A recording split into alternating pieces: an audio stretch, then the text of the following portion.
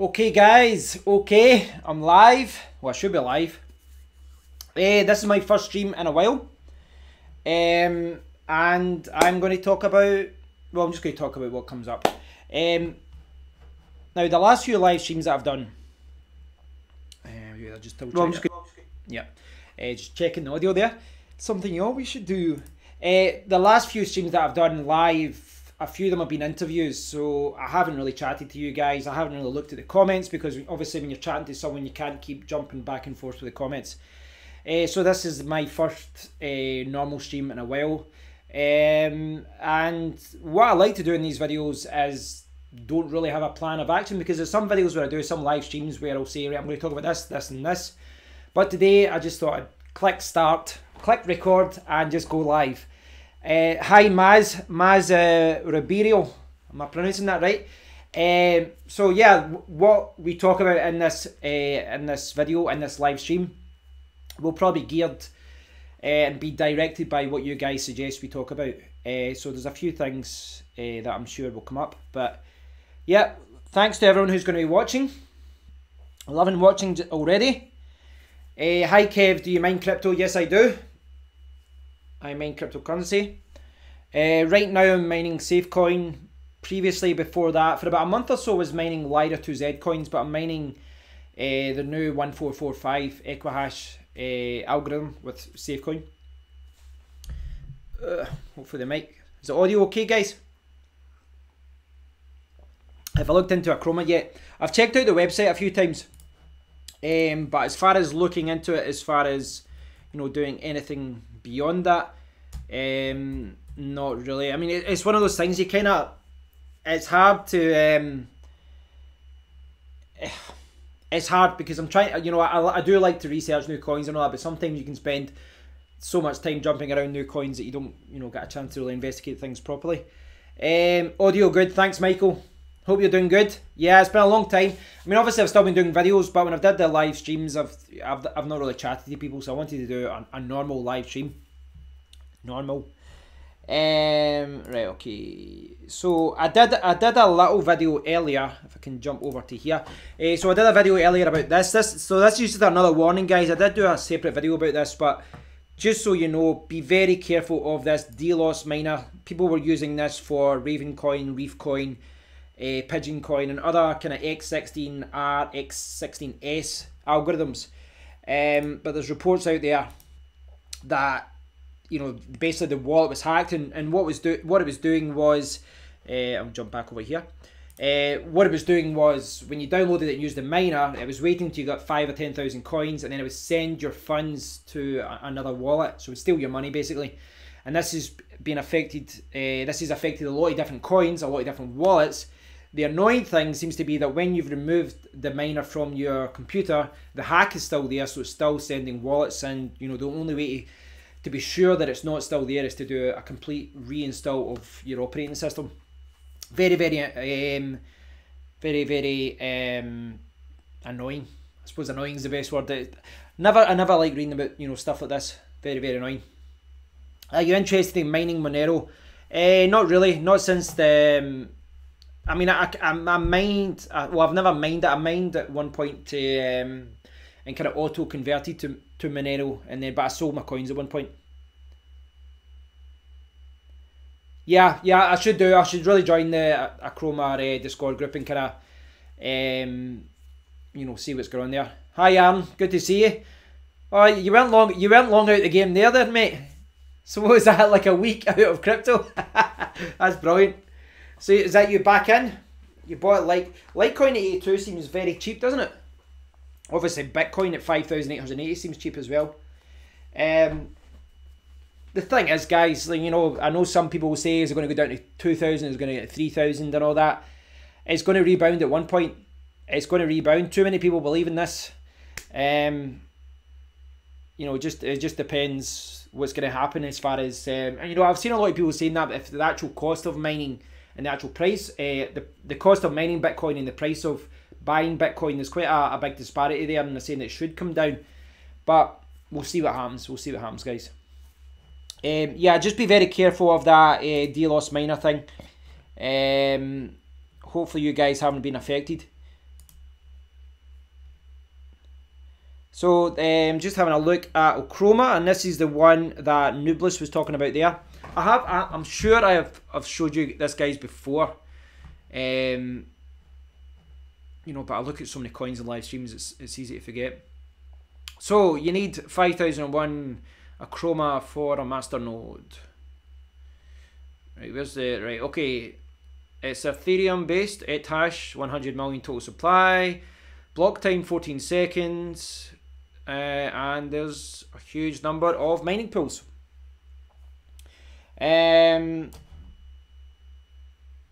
What's this trading at?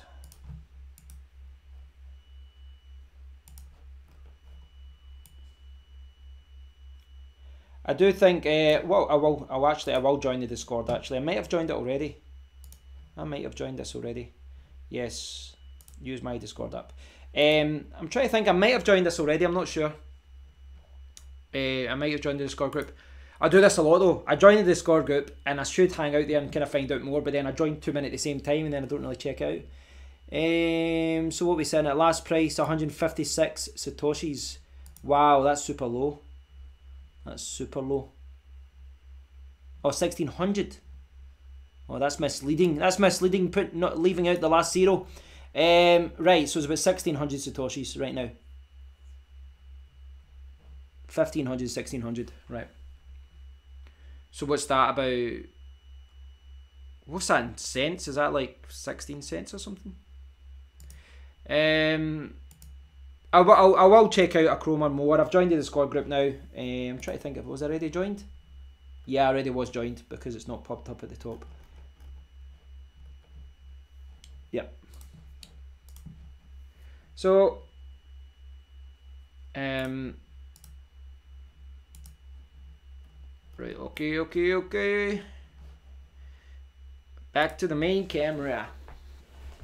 A Masternode is currently giving around 12 to 13 coins a day, not 100. 10 cents is sitting out. Right, okay, thanks for letting me know. So what's the block reward as far as the split between what you get for proof of mining and what you get for proof of stake? Or proof of... Yeah, proof of stake, Masternodes. It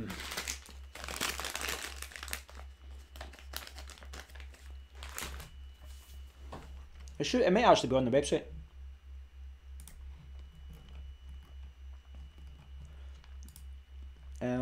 Where is it on the website?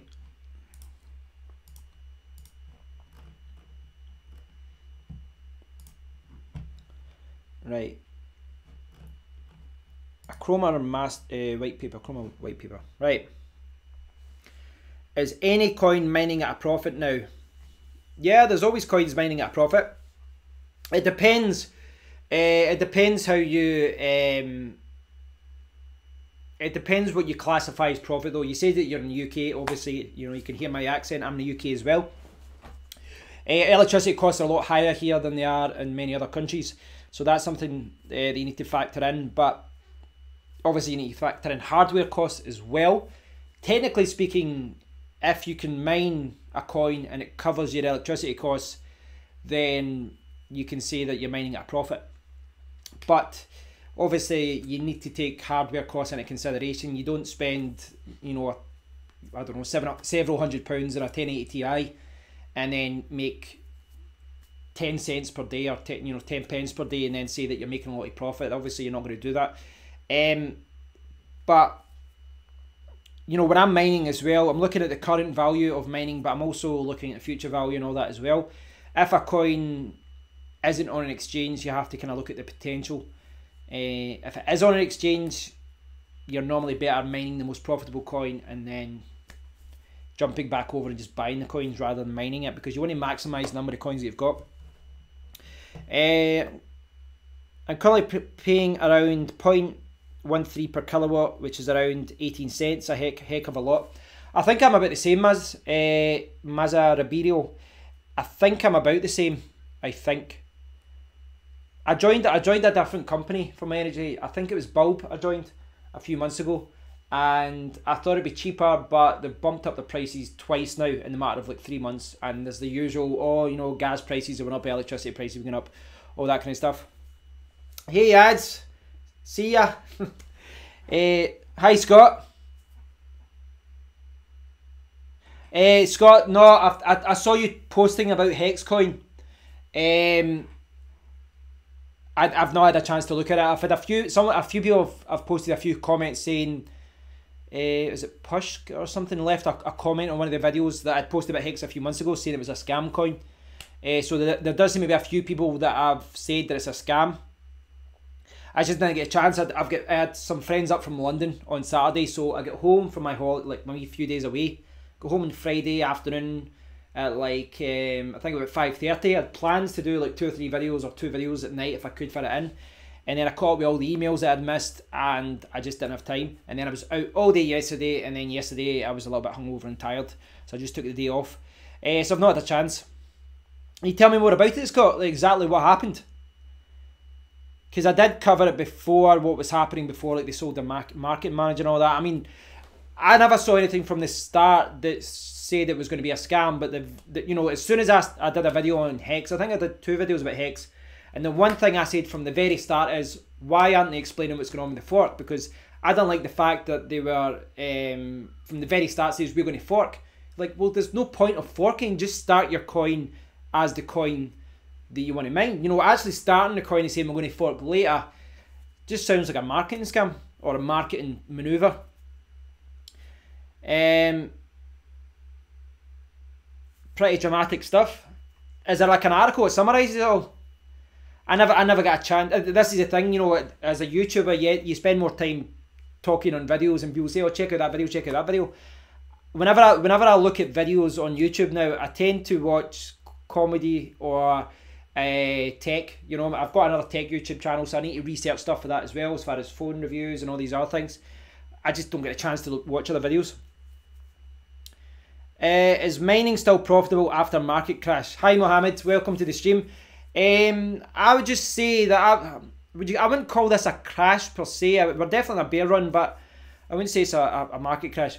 As far as mining goes, it's probably a better time to get in and just buy coins in it than it is to mine. I would say at this point it's probably better to just mine coins. Chase the project, not the dollars. After the dollars will come after. That's what I've been doing as well, lads. Like what I've been doing from the very, I've not cashed anything to fiat. I've got no intent. I've got no plans to do it anytime soon.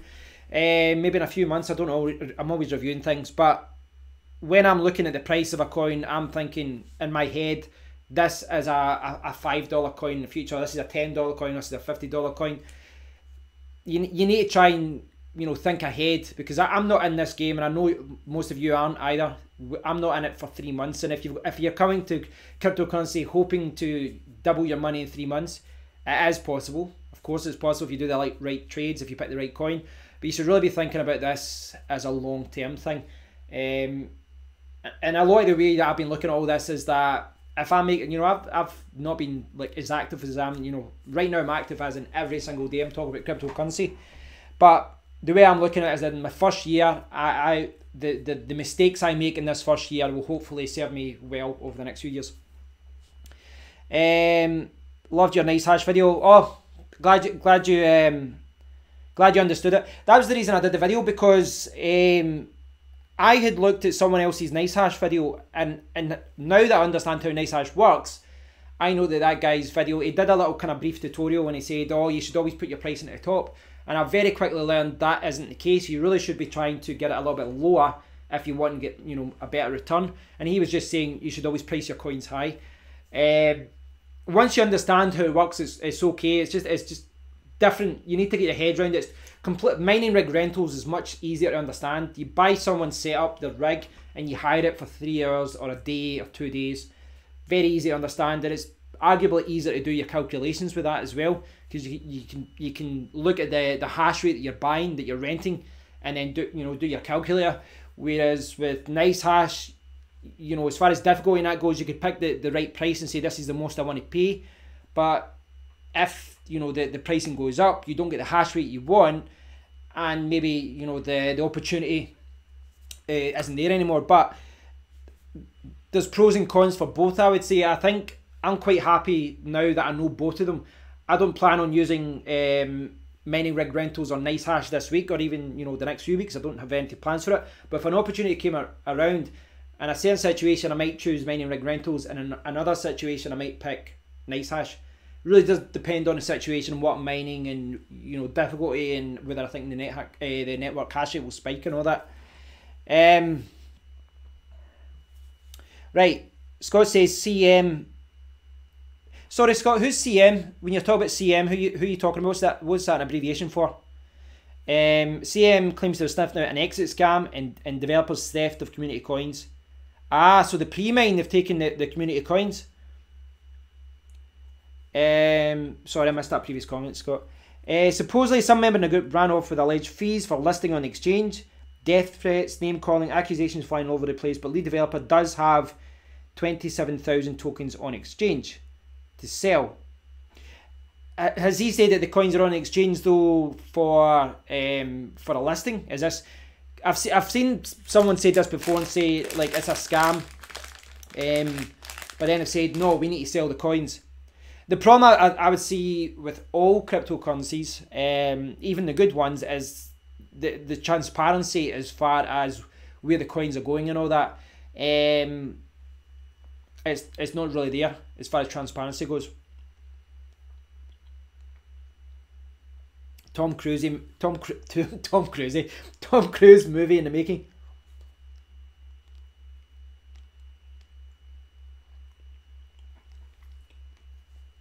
Yeah, I'd seen you say that the other day, and you said it worked on someone else's YouTube channel.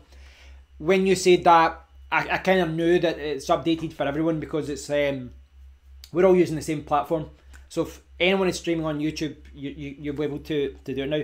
That's good. I've actually, you know, I don't have an iPad. I was going to buy a tablet, but I've been kind of holding back because I think there'll be a new iPad out within, well, hope maybe in the next few weeks, maybe in the next month. There's rumours it's coming out soon. So I might wait and get the new one. The Pro version, I'm talking the iPad Pro. There was a new iPad a few months ago, but there's an iPad Pro coming. I don't know though, I might just buy the older one.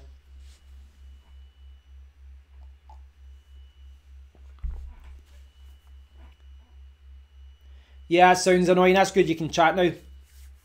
You can chat and watch the video. He said that the coins are on exchange to build a wall to keep away from scammers. I don't know if I'm happy with that either, Scott. So what Scott's saying here is that he's talking about the Hex project, which if I jump over here, I'll try and get my, where's my cursor? Right, so this is the coin that Scott's talking about. This is the coin that Scott's talking about, and he's saying that they put, you know, the lead developer put 27,000 coins on the wall, as a sell wall, but there's a lot of people saying that it could be an exit scam. That's why he's moving coins around. Excuse me. At this point, I really don't know what's going on.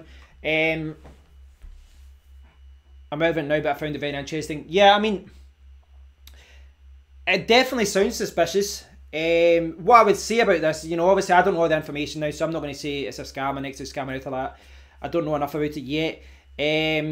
But what I would say though is, as far as him putting up a wall, why is he doing that? Why is he trying to manipulate the price or stop any, you know, he's saying he's stopping scammers. Why would you try and put coins up for a wall? I don't understand why he would do that. So yeah, I think he definitely needs to be more transparent. My main criticism with the Hex coin guy is that you don't know who he is. There's no picture, there's no videos, there's no interviews. I approached them and said, hey, come on to my stream, we'll do a video, and they didn't want to do it. That doesn't mean he's a scammer or anything like that, but I've said this before, I do believe in, you know, the right for people to be anonymous, and I suppose that should be extended to developers of coins. But I know, on the flip side, as someone who does mine coins and buys coins, I don't want anyone to be anonymous. About developers, I want the developers to have a face, I want them to have a name, I want them to have Twitter accounts, I want people to know something about them. Yeah, so I hope it isn't a scam. Oh, Crypto Mirage, right, okay. Right, Crypto Manage at CM. Right. I think I might even subscribe to his channel. I just haven't caught any of his videos. The iPad Pro. Yeah, I was tempted to just buy the older iPad Pro. I've got the money to buy the iPad Pro now. I've actually got Amazon vouchers I can use. So I'm tempted to get the iPad Pro, but there's news of the new one coming out. Michael found a really good book with a very interesting cover, if anyone's interested, an altcoin trader's handbook. I'll have a look at that. CryptoPoet, what are you mining at the moment? I'm mining Safecoin. If you don't know, actually, I joined the Safecoin team a few weeks ago. I haven't really done anything as yet. I helped with the website. I helped design the new website design. I kind of helped a little bit with that. I'm going to be helping doing blog posts and stuff as well. So once the first blog post is kind of ready to go, we're just waiting for some other things to get sorted, and then I'm going to maybe try and help. Maybe I'll just try and help announce stuff and, you know, prepare blog posts and things like that, and try and help out. I've installed some security plugins and, you know, in the back end to make it more secure. That's my background, you know. So full disclosure on that. And I'll just bring this up so I can show you. So the coin that I am mining, CryptoPoet, is Safecoin. So this is what I'm mining. It's on 1445. The book that Michael was talking about is this one, an altcoin trader's handbook. That looks quite good. That looks quite good, Michael. This is one of, like I was talking to Ads there about the iPad. This is one of the reasons why I want to buy an iPad, because I want to start reading books about this kind of thing. Yeah, I'll need to. I'll say it's #1 in online trading investing. I'll need to keep an eye out for that. That looks good. That does look good. What is going on with the cursor? There we go. Right. Yeah, I'll need to check that out, Michael. I think if I'm buying books, I'd prefer to just read them on a tablet, if I'm honest. And obviously my phone's not practical. The price basically dropped 80%. So it's going to talk about Hexcoin there. The price basically dropped 80%, and the accusation is that that's why they didn't go through with the exit scam, because they're waiting for the price to go back up. Could be right with that. What was Hexcoin sitting at just now? Alright, it's dropped again. Basically, Hex, if you look at it, it's basically pumped quite a few times. It's been up and down. Now, I remember saying to people at the very start of one of my first videos, if you look back at one of my first videos, I said that when it started going up, I said this will go back down. And it did. It was like a few days later, it went down to like this. In fact, I may have been here actually. I was talking about this. I think it was maybe there when I was talking, and then it shot to there. I think that's when I did my first video. And then it went back down about there. And I said it will go back up, but just be careful. And it's kind of did the same thing. It's been as high, $15, $16. What's that, Satoshis? Yeah, it's been pretty high. What's that, 170,000 Satoshis? It's been pretty high, and then you can see it's crashing again. The problem I think, the thing is, I think I won't go as far as saying the price of Hexcoin was artificially high, but when you see a coin shooting up like that and then shooting back down, then shooting up again, a lot of it's hype. And I saw some people talk about this after I did the video. Someone said, "Hey, have you heard about Hexcoin?" So like a month after I did the video about Hex, someone said, "Hey, have you seen a video about? Have you seen Hexcoin yet? Apparently, it's the next best thing. It's going to fork. We're all going to make a ton of money." And there was this kind of vibe about it because it was going to fork. It was going to make a huge amount of money, kind of similar to what Creighton did with Z Classic and Bitcoin Private and all that. And I think, you know, from the very start, they launched as a coin that was going to fork. And they said that at one point they're going to fork into two coins and both coins will be maintained. And that, to me, is ludicrous. Why would you launch a brand new coin and then say it's going to fork? You fork a coin that isn't doing what you want it to do. You fork another coin into the coin that you want. But launching, saying that you're forking, is clearly a marketing thing. So from the very start, that was my main criticism of it. And no one answered it. No one ever answered why they need to have a coin that forks. Why don't they just launch the coin they want? Doesn't make any sense.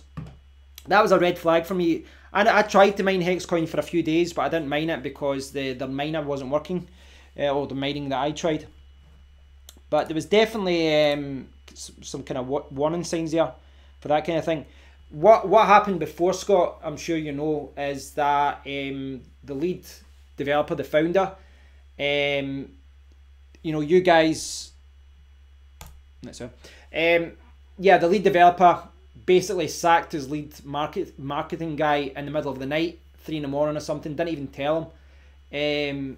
And then basically the group split in two, and you know, people were saying, you know, he was right, he was wrong, and all that, and it split the community, and the price crashed. It didn't reflect well on them, but I don't know, it's a new project, you're try not to be too critical. The accusation is that fork was never really going to happen. Same with the upcoming exchange listings.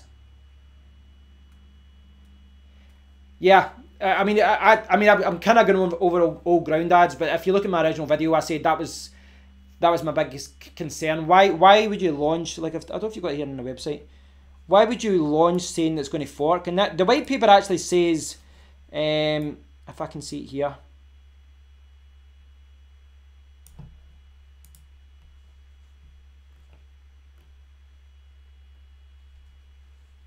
so if I'll jump over to the white paper here, and this is just kind of, I'm jumping ahead here, but you've got Q1, community takeover, code update, and then it's Q3, fork with Bitcoin to produce Bitcoin 0x. Now, basically, the white paper talks about how they'll continue to do both. They were awarded 1-to-1 ratio, and then it will also have Masternodes and all this. Why would you need to fork a coin? Why not just launch Bitcoin 0x? Why would you? I don't. This is what I've never been able to understand. It doesn't make any sense, and certainly it doesn't make any sense if you look at what happened with their coin, with them guy sacking the other guy and all that. You've got 2 coins. You've now got 2 websites. You've now got 2 developer teams. And you're trying to update both coins from a security point of view, from a marketing point of view, from exchange point of view. Like, it's hard enough trying to maintain 1 coin, and they're coming off the bat and saying, no, we're going to do 2. So there's definitely some stuff there I didn't like, but it's too, like Scott's saying, that it sounds very dodgy, and it does. We'll see what happens, but I would, yeah, tread carefully. Definitely tread carefully with Hex just now. Not saying it's a scam, certainly not saying it's a scam, because I don't know enough about it, you know, what's happened over the weekend. But Crypto Mirage, it sounds like he's done some research on this, and I've heard some other people saying he's a good YouTuber, so no reason to disbelieve what he was saying. What does anyone think about Bitcoin private currently? John McAfee involvement, progress, etc. I saw on their roadmap they promote that they can get a fiat pairing. Realistic. So I was reading another comment there. I've not actually followed Bitcoin private the last couple of weeks. Obviously it's hard to follow a lot of different coins. The last time I checked, the price was super low, like $12 or something like that. What's it sitting at now? BTCB. Oh my god, it's less than $12. So yeah, the price is ridiculously low. But in a situation like this, you know, the price of Bitcoin private was super low last time when Bitcoin was low, and I suspect when Bitcoin goes back up. As far as price goes, I mean, I did a video about this before, and there was it was like something I saw on Reddit, where it showed you altcoins, and basically when it's a bear market, Bitcoin loses the least amount of money. It might drop 20% or 30%, but then altcoins will lose 40 to 50% because, you know, they're more volatile. But when you hit a bull run, you get a better return from these altcoins. So when Bitcoin goes back up to 10,000 or whatever, Bitcoin private could go up to 30 or 40 or $50. You know, that's what we saw in the past, a few months ago. As far as what's going on with McAfee and all that, I don't know what his involvement was. I mean, I suspect they've given him some coins, or you know, they've come to some agreement that if he'll get some coins if he plugs them, or maybe he's helping in some other way. Maybe he's helping, you know, do partnerships for them or something. I don't know. I really don't know. I'm just speculating at this point. McAfee murder attempt running for president. No, I'm not sure of that. Yeah, I saw he was in hospital. I'm not sure why though. I didn't really look into it.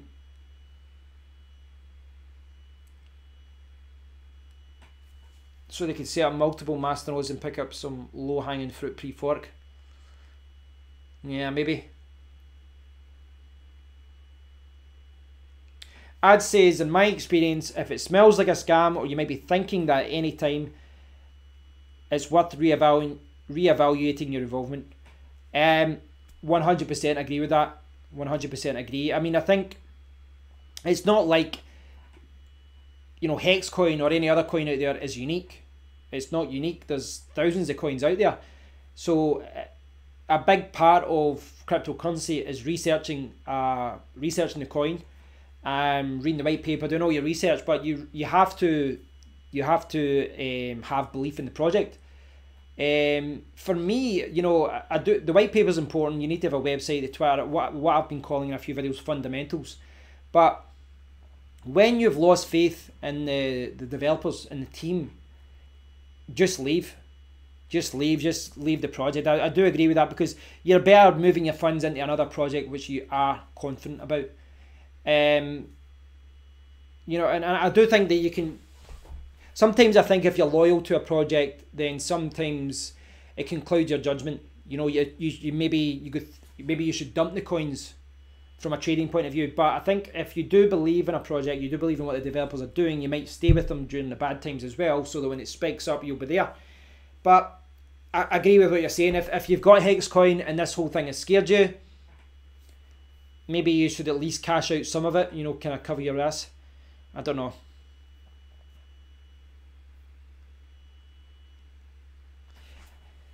It's a fair point, Michael. Michael saying, I'm not really interested in altcoin prices currently, as they're all tied to Bitcoin. It'll probably hit $5 or lower in line with Bitcoin.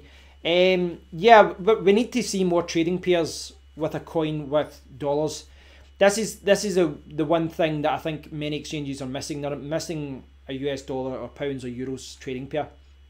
I think Binance are adding that though, aren't they? I think Binance are adding euro and pounds trading pairs. I didn't even know there was a McAfee assassination attempt. I didn't even know. That's how much I've been out the loop last week. I read there's a lot of Z9s on Bitcoin private. Yeah, I would agree with that. I would agree with that. There will be. Apparently McAfee claims he's accepted no coins, but he says he can get coins listed on exchanges like Binance. McAfee will have fantastic contacts in the industry. He will have fantastic coins in the industry. Contacts in the industry. No doubt about that. I have no doubt about that.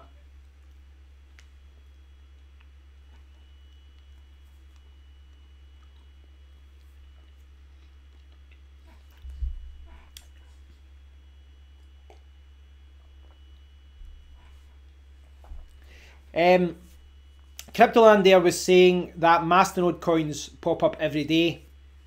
90% are shit coins. No, I've still not seen that documentary ads on McAfee. I really need to see it. I've had 2 people link it to me to watch, and I still haven't watched it. Bitcoin Z, I think, is a good coin. I mean, it's never going to be priced very high because of the sheer volume of Bitcoin Z out there, but it's a good community. It's a good coin. It's legit, and they're doing a lot of interesting things. And I do think as well, I saw what Bitcoin Z were doing in the background. You know, my involvement with Safecoin, I saw what they were doing in the background. They were lending a hand to Zencash and Safecoin and all these other coins, and, you know, offering their assistance. I really like to see that. I think that was, you know, really good of them. But as far as, you know, profits, Bitcoin Z really seems to be the best coin to mine from a money point of view. But to go back to what Cryptoland was saying there about Masternoid coins pop up every day, 90% are shit coins. I did a video about Mastercoins. Well, I did a couple of videos in a row. I did one a few days ago as well, kind of talking about them. I think 90% shit coins, maybe a little bit high, but I do think there's a large number of coins coming out with Masternodes, and there's a lot of things I don't like about them. One is they're offering Masternodes from block 1. And that, I don't think that should happen. I think you have to have a proof of work mining period to allow people to accumulate coins. Because if not, what happens is all the people that kind of pre-bought Masternodes are getting a lot of coins. And that's the thing I don't agree with. There's coins out there, they don't have a white paper, their websites get spelling mistakes, and they're selling Masternodes for 0.2 Bitcoin or whatever it is. I don't agree with that. And to me, that's kind of a warning sign. But I've seen it with coins that I like as well, do that as well. So I guess it's never black and white. It's, you know, it's a a shade of grey. As far as Masternodes go though, you know, it's something that Safecoin might be adding in the future. They're having discussions in Safecoin. I can give you the kind of behind the scenes thing about this. They've been having discussions about this in the Safecoin team. And they've looked at a lot of different things. Obviously they have to look at how many coins for a Masternode. But they've also discussed maybe whether you just proof of stake, where someone just keep the coins in the wallet and then be rewarded a percentage from the block. And then there's Masternodes, and then, you know, a few people were talking about how a lot of Masternode coins, the Masternodes don't actually help with security that much. It's more of a marketing thing. You know, it's more than actually adding security. Whereas you've got coins like Zencash that are trying to use it to improve their network and all that. So I don't profess to be an expert on Masternodes. I'm trying to learn more about it. I haven't hosted one myself yet. I've not had a VPS for it or anything like that. So I don't know. You have to be careful, obviously, but there are legitimate reasons from a security point of view to have Masternodes, and also from a marketing point of view. You know, if people can have coins and be rewarded for having a certain number of coins, it keeps the price a little bit higher as well. When you watch it, you won't be able to see his face without thinking of the hole in the hammock part of the documentary. Michael Cole, bullish on England winning the World Cups in 6-1 Panama. My friend, I had organised to go down to the pub to watch the game yesterday, the England-Panama game. And I was so tired from the night before, and I'd woken up early, that I went for a nap for an hour or two and I missed the game.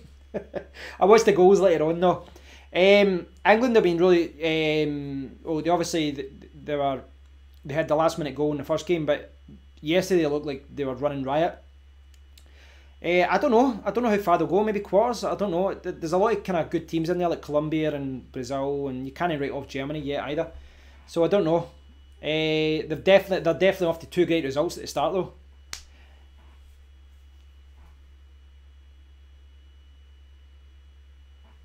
Michael saying he's been hearing fuddish rumour that a lot of coins will get wiped out once the bear is done from fairly reputable sources. He's not sure what to think about, but cautious now. I think that I wouldn't have a problem with that. You know, I think if there's a lot of crap coins out there, reading between the lines, you know, you start. I think the more you look at white papers, right? The more you look at obviously, I've got a YouTube channel, as you know, you're watching it. But when I've been doing a lot of kind of checking coins, someone says on the stream, check out this coin, or I just do a video because I'm looking for something to mine. And you check out the website, you check out the white paper and all that, and then you start looking in Discord. And you start to get, I wouldn't call it a sixth sense, but you start to kind of read between the lines with a lot of this stuff. You know, you start to read between the lines. I've read a few white papers recently, for example, new coins. I'm like, okay, what's this about? Someone's asked me to check it out. I've read the white paper, and the white paper is all style and no substance. So they've got like a flashy white paper. It looks really professional. And then I'm reading it going, they've got absolutely no explanation of what the coin is for or what they're going to do in the future. Now, to me, that seems like it's all marketing and you know, there's no actual substance. But it's hard to tell because a lot of these coins that maybe look like crap coins might have a big investment from a big retailer or a bank or something. So it's hard to see. But if there's a lot of coins out there that don't have a proper roadmap, that aren't really backing up what they're saying, I'd be happy for them to be gone. But I think there's a lot of coins with legitimate projects that they're going to be here for years. I think Zencash is a good coin to get in. I'd like to buy some. I'd like to buy some Zencash. It's hard to tell. It really is hard to tell. I do think though we need more quality and less quantity as far as cryptocurrency goes. But it won't surprise me if in like 2 years' time there's 10 times as many cryptocurrencies as there is now just now. I think until we see regulation coming in and making it harder to actually start a cryptocurrency. I mean, right now someone can fork a coin and launch a website and have a new cryptocurrency in days. It really is that easy to get started if you know what you're doing. Is Safecoin safe from future Komodo hacks now? Well, they were hacked many times. I've kind of brought this up a few times where it's one of those things, because one of the things that annoyed me about the whole Komodo thing was that, for one, I had mined Komodo in the past, And I'd said in a couple of live streams that Komodo was undervalued and I thought it was a good project. But then after the hack safe coin and they directly cost myself and many other miners money, I thought, you know, that's for Komodo. I don't want to support the project anymore, because why would anyone do that? As far as being safe from Komodo hacks, they spent a lot of time working on security and working on the back end. They got a lot of help from Bitcoin Z, from Zencash and from other guys. I don't know if there's ever any guarantee though about being safe. You know, if someone's determined enough and someone's got the resources to do it, I don't know. It's certainly been okay recently. Hi John, welcome to the stream. It says, hi Kev, if Binance can provide a web API for fiat, give British pounds, euro, US dollars to coin, which with to drop into a wallet address for you, then it will open usability and adoption for crypto up to the masses. Binance, yeah, Binance has got a great app. And there's a lot of people I know that they only trade on Binance. Like, they've got an app and they basically use it like they would use the Paddy Power or Bet365 gambling app. They just kind of buy coins and hold their coins in the app. Binance is going to be very influential as to what happens over the next year or two, or even longer than that. I think it'd be great if they added that. I think we need to make it easier for people to get money into fiat and to get money out of fiat. But I was talking about this with my friend today, that, you know, as far as, you know, there's no country that agrees on what's happening with tax. Even within the European Union, you've got some coins saying, I saw an article today saying, I think was it Slovenia is going to be a cryptocurrency tax haven. Someone else in Germany was saying it was going to be taxed lower than other countries. I mean, personally, like, I think if the UK was forward thinking, I think if they embraced cryptocurrency investors, it would help the country, you know, and didn't tax them through the nose for it. So some of them saying that it would just be taxed, that you get taxed when you buy, you get taxed when every single sell, and they want you to document it, which is insane. I don't even know how you would even begin to track that. So I don't know. We're going to see what happens in the next few years. It's going to be interesting. Or scary. I don't know. How are you dealing with the summer heat? It's so damn hot here in London. Is it warm in Scotland? I suspect we're normally a couple of degrees cooler than London. Yeah, it's warm, which is why I'm sitting downstairs today, because it was too warm in the room. I've been mining 1445 and I still need to bring my clock down. I need to take away the overclock. I need to bring down the...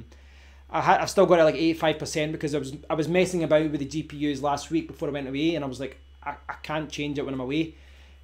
So I left it at the settings, but I need to bring it down to like maybe 60% power to drop the heat down. If not, I need to move on to a Lyra 2Z algorithm. I've talked about this before, but Lyra 2Z is a fantastic summer algorithm. It maybe only use maybe 50% of your GPU any one time, and it'll run cooler. Your room will be cooler and all that, and it will use less electricity. So that's one thing you do. But I've got the window open and all that, but it's still too warm. I mean, it'd be warm in the room anyway, regardless of the GPUs, and I've got 30 of them. Turbo Paul, always watch your vids, man. Thank you very much. Cheers, man. Appreciate it. I need to do more of these live streams, guys. I know it's been too long. And the thing is, I do like doing videos where I have, you know, something to talk about or something specific to talk about. But these videos these live streams sometimes turn out to be the best, where I just chat to you guys and we can chat about anything and everything. John Charrett, I'm sorry if I'm pronouncing that wrong. Have you been following Luxcore? Someone was talking to me about Luxcoin. I can't remember who it was. I've not been following that, if I'm honest. No, I've not been following Vertcoin either. Someone else mentioned Vertcoin. I'm trying to think what algorithm is Vertcoin. There was a reason why I looked at their website. I've got a habit of checking websites, you know, see like when you look in the mining pools and it shows you a new coin's been added, so I check all the website and all that, and then I forget about it. Right, okay. So the coin, they are Rohan. It says if we embrace crypto, I might offset the Brexit fund. Turbo Paul, I've had the Wirex Visa debit card now for 3 weeks. 110% happy with it. I'll need to check that out. Yeah, I've saw a few people writing about it in Reddit. Right, so John Chere, okay, John's talking about Lux. Right, I'll try and get both of those coins up just to kind of show people what we're talking about here. Right,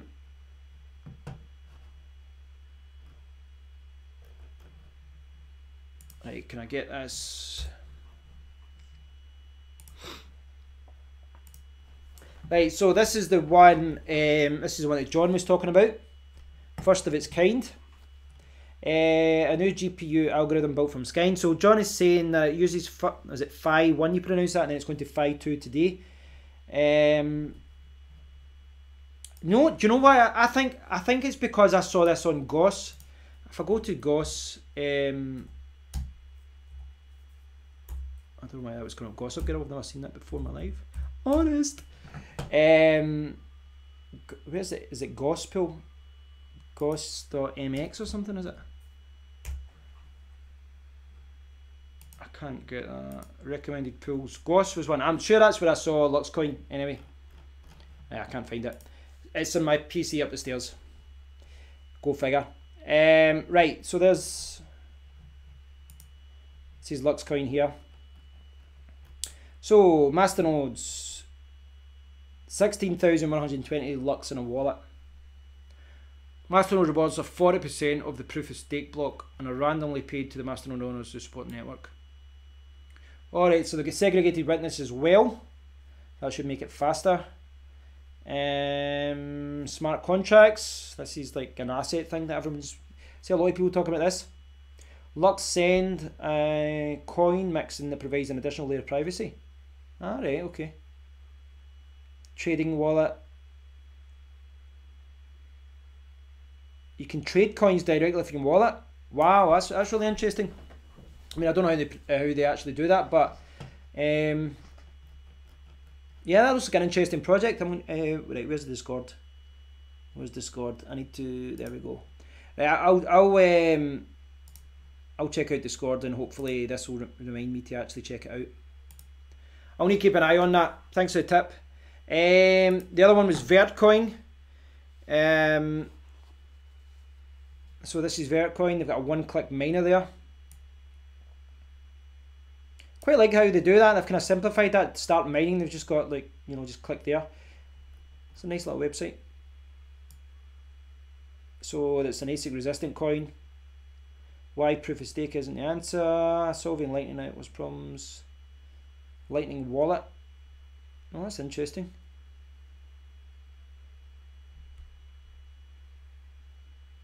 No pre-mine, no ICO, no airdrop. So is the block reward, is that built into the... This is another one I need to go. If I add this to Discord, it's the thing, this is what I keep doing. If I might have joined this before actually, but if I add it to Discord, I'll remind myself to actually to check it out. Where's the white paper for this? Yeah, I can't see the white paper. Mining, tell us some things here, tell us what's happening. Mining explained article. Can't see any there. I'll jump back here just now and answer some comments. Right, I'm running behind in the comments. What does a SafeCoin community manager do? I assume you're talking about Discord for SafeCoin. Alright, community manager. Basically means you're a moderator. Basically means you're a moderator. So if someone comes into the Discord group, they start throwing spam around, then I've got additional permissions that I can ban them or delete the post and things like that. Yeah, just someone that helps out in the forum, just kind of helps out. Turbo Paul, Z enemy miner for Raven now, so much better than Nevermore miner on the 1080 Ti's. What are you getting a much higher hash rate? Gmods Gaming, Wyrex is good. Went too sure about it when I read up on it, but you never know until you try. No worries, Michael. Enjoy the swim if you're still watching. Paying off all depth using it.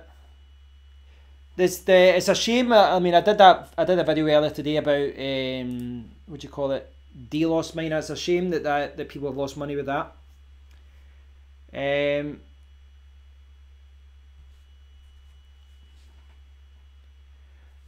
PJ saying Lux wallet. Okay, so Lux that I was talking about there has got Cryptopia built into it. Cryptopia is a pretty crap exchange, but to have it built into the wallet is really cool. I might suggest that to Safecoin actually, because that's an interesting concept. That'd be very interesting if Safecoin could do something similar than that. I like the idea of that, where you know they built the exchange into the wallet.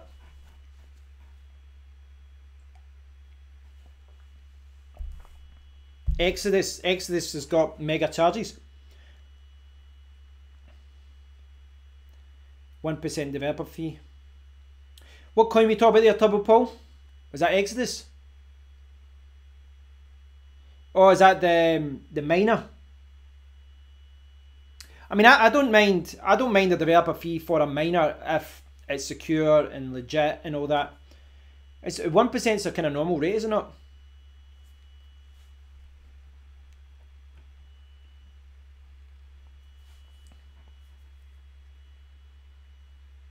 So 100% power on a 1080 Ti, only 50 in the core and 0 in the memory. So what were you getting before? I just realised the football's just started. Get it on, get it on, get it on.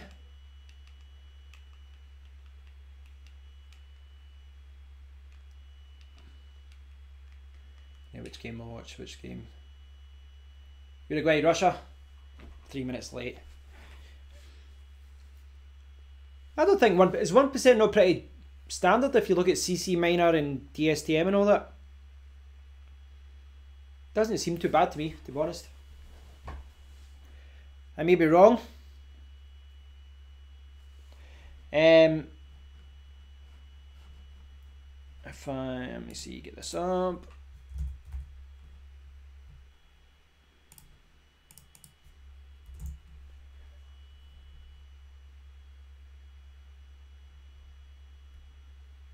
I was just looking at the 10%. That's pretty good. The price of Raven coin's pretty low just now though, isn't it? Like compared to what it was before. Any comments on ADA? No, ADA's another coin, or ADA is a coin that a lot of other people have talked about, and I really don't know much about it if I'm honest. I've checked out the website and things like that, but it's not something I've really been on the radar. There's a lot. This is the thing, guys. You know, as someone who's got a cryptocurrency YouTube channel, I do want to have a good mix of videos and things like that. But because I'm a miner, you know, naturally I just gravitate towards coins that are mineable. I'm not sure if ADA is one. There's a lot of, like, I'm not sure if ADA is one, but there are a lot of coins which, you know, they were funded with an ICO or 100% proof of stake, and because I was never mining them, they just don't. You know, they're just not on my radar, and then when I jump in, you know, they're quite highly priced. It's not to say that I'm not saying I would never buy a coin that can't be mined, but I think I do like getting involved in projects where I can mine, whether directly with my own GPUs or through mining rig rentals or NiceHash, just by renting HashPower.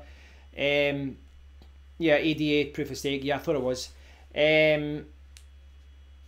I mean, there is a good argument for 100% proof of stake as well, though. But no, I don't know too much about it, if I'm honest. Interestingly, I was talking about Safecoin. See, Safecoin, the price, it kind of went up to like 1400 sats yesterday, so you can see here it's actually starting to do pretty well. The price is going up. But what I hate, and what a lot of people hate, this is something that needs to be addressed, is see all these kind of little 0.001 transactions.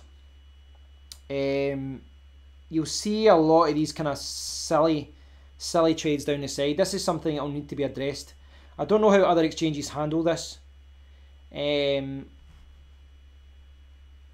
kind of the funny thing is, and it's not to criticize not to criticize any miner that doesn't understand this yet, but I think there is a lot of people who mine who don't know the basics of trading. Like I'm not a good, I wouldn't classify myself as a trader, because whenever I've traded coins, it's just traded one coin for another to get the coin I wanted, or to, you know, it's not like I'm doing day trading. But I saw some people in the Safecoin Discord the other day, and they were talking about the price of Safecoin, and they're like, wow, look at the price, it's so low, or it's so high, or it's so whatever. But what they're not doing is they're not looking at the volume. So, you know, say there was 10,000 coins at 1,000 sats. If someone had to put through 4 coins at a much lower price, they would go, oh, that's the price, and you're like, Well, not really. You know, you just had a couple of trades go down at a lower price. And what they forget is that buyers and sellers will do these little kind of transactions to try and set a marker, to set a price. You know, if you want to buy, you want to set the price low. If you want to sell, you want to try and set the price high. It's what happens. But I think a lot of miners that are cashing out don't realise that when they're looking at the exchange. Have you bought any Z9 minis? No, I haven't. Yeah, my friend was talking about that. He said that he was saying that people are overclocking them, getting 16,000 sols. The fact that Bitcoin Private hasn't moved off it, Zencash still hasn't yet, and Zcash hasn't either. In hindsight, I probably should have bought one. I probably should have. I know they're really loud and all that, but in hindsight, I probably should have bought one. You know, not that I agree with Bitmain or anything like that, but hey, money's money.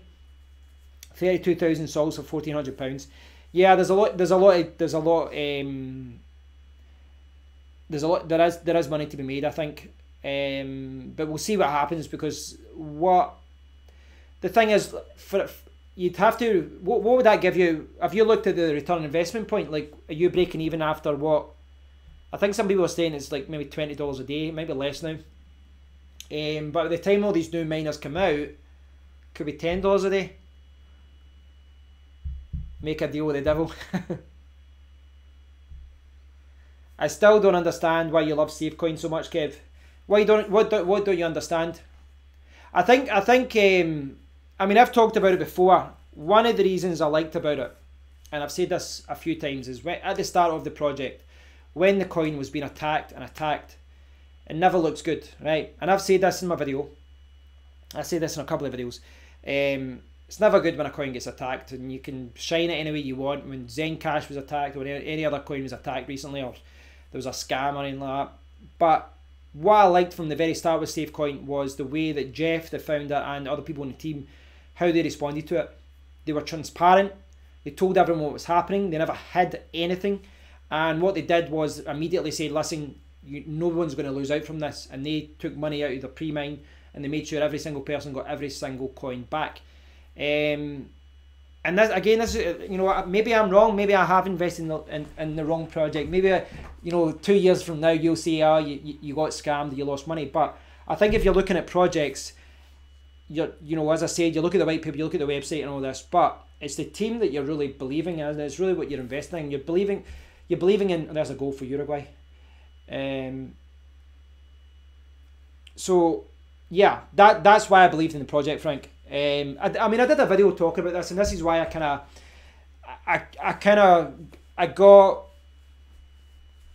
grew more fond of the project and more confident about what the project would do, because when they were going through adversity, when they were going through a bad time, they didn't hide. And if you've looked at other projects, I'm not wanting to name names, but there's been a lot of other projects out there, Frank, where they've looked out and then in hindsight they've said, oh, sorry, we didn't tell you, but it was a good goal.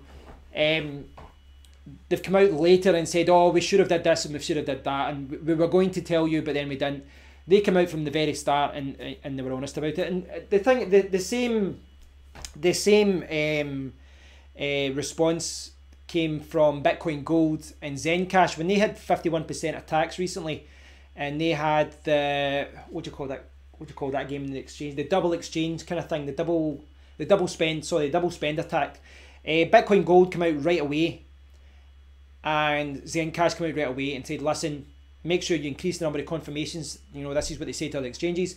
They told people to be careful, and they explained to people what was happening. Now, this made them look bad. It probably dropped the price, but they came out and they did it anyway. So Bitcoin Gold, after that, in my opinion, yes, they got hacked, but they went up my estimations for that. It's one of those things, though. You know, I mean, I can't say with conviction that from a year, you know, from now, Safecoin will be worth a certain price, or it will be the best project in the world. But what I can say is that, you know, having been, you know, in the community and then joining the team, is that Jeff and the rest of the people on the team are all chipping in. They're all working pretty much 7 days a week. They're all working hard. There's a lot of work to go, but I've got faith in the project. That's, you know, that's what it comes down to. But, you know, it's one of those things. There's a lot of great projects out there, and you've only got so much time, so you kind of need to pick your battles and pick your teams almost. Hi Hugh, good to see you. But the thing is, I've talked about this with some other people in my channel, and they've said the same thing. That they've saw how a coin responded to a certain situation, and they kind of grew fond of the project because of that. And in contrast, you can have the opposite effect. Now, like for example, Aaron, I don't know if Aaron's still watching. Aaron, he's put me onto some coins in the past, and he was the one that recommended MNX coin.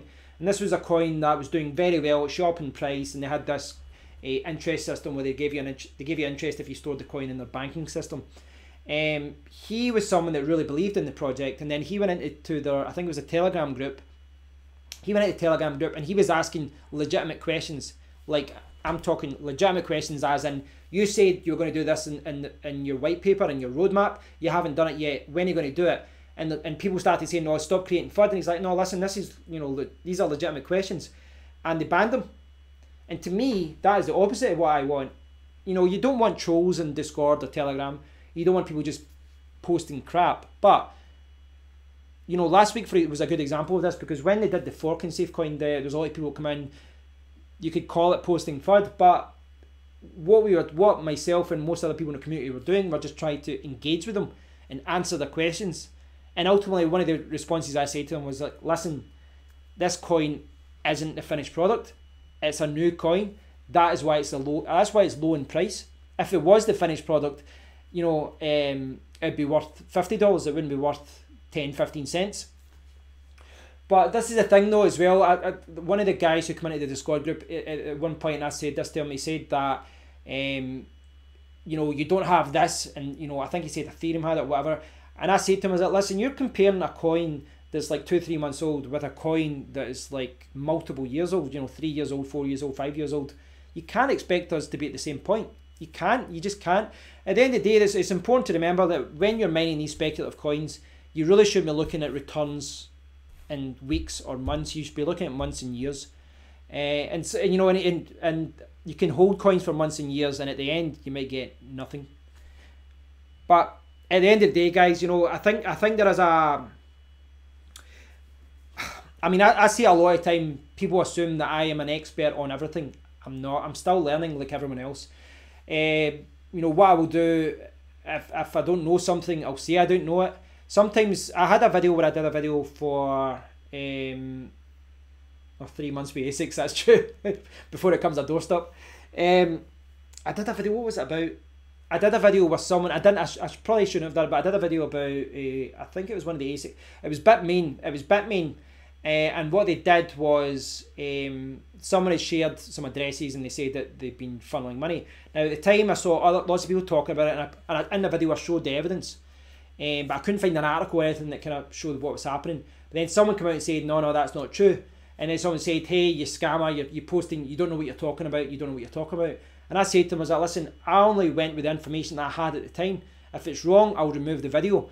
And they said to me, well, you should publish a big, long, detailed video retracting it. I'm like, well, at the time it was true. And this is one of the things, because if I give advice on a YouTube video and it's wrong, like completely wrong, I will backtrack and do a video. But I can't be expected either to go back to a news story from 3-6 months or a year old and say, oh, by the way, it's come out, that's wrong. I mean, I can mention it in a video, but you'd end up spending all your time doing retraction videos because things change so quickly. John Smart, I'm going off topic here, I'm off on a mad tangent. John Smart saying, Z9 Money, no problem about it, I'm gutted. I had the money and pointer hovering over the one-click purchase button. Could have mined myself a Zencash node. I don't think the October-September batch will be anywhere near as profitable. Yeah, because I think over the next 2 months, we're going to, it's the network hash rate is going to be flooded. The network's going to be flooded. You'll see the difficulty spike. You'll see the daily returns go down. Because everyone, I think it started off, people were getting $28 per day. But I think that's down to, what is it, down $20 a day now? And if all these other ones, batch 2 and 3 arrive, could be $10 a day, could be $8 a day. Still a good return.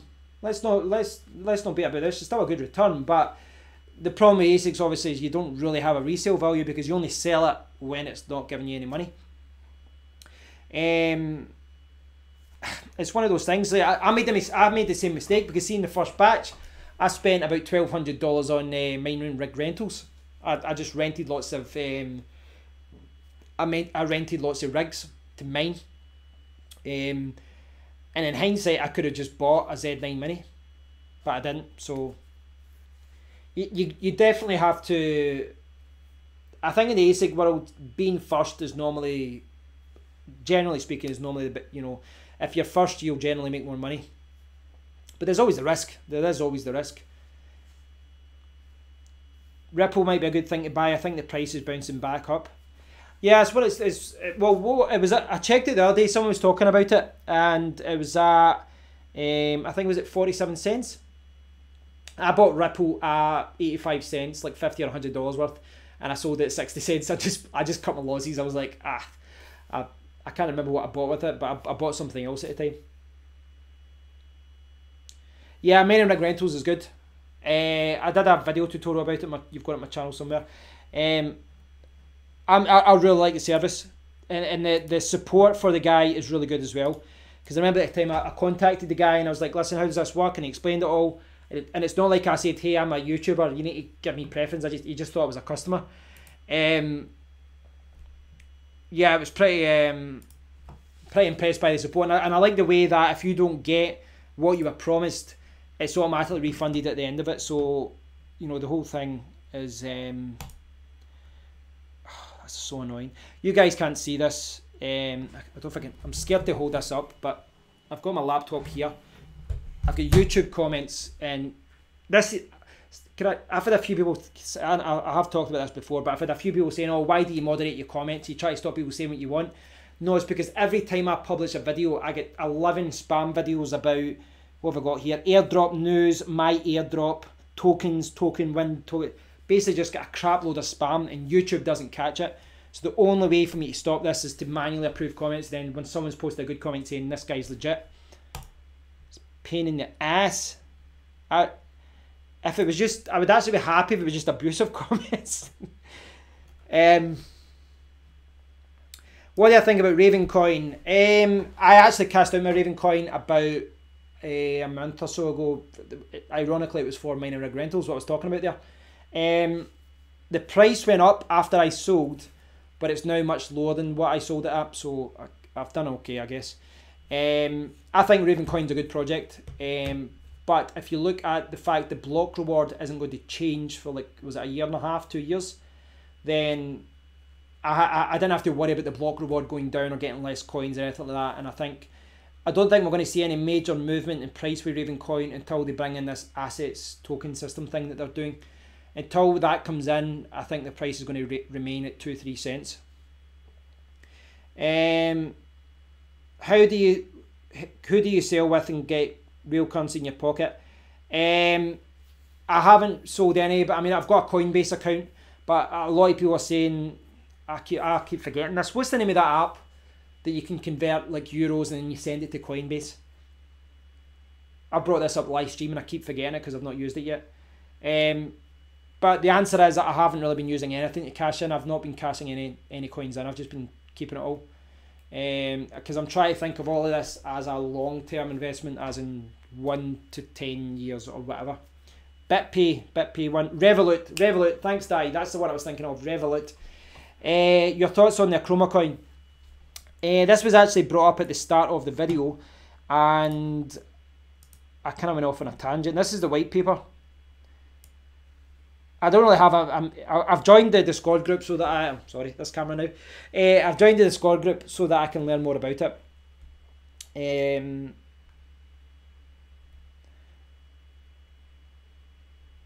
This white paper doesn't really tell me much, if I'm honest. Per block allocation.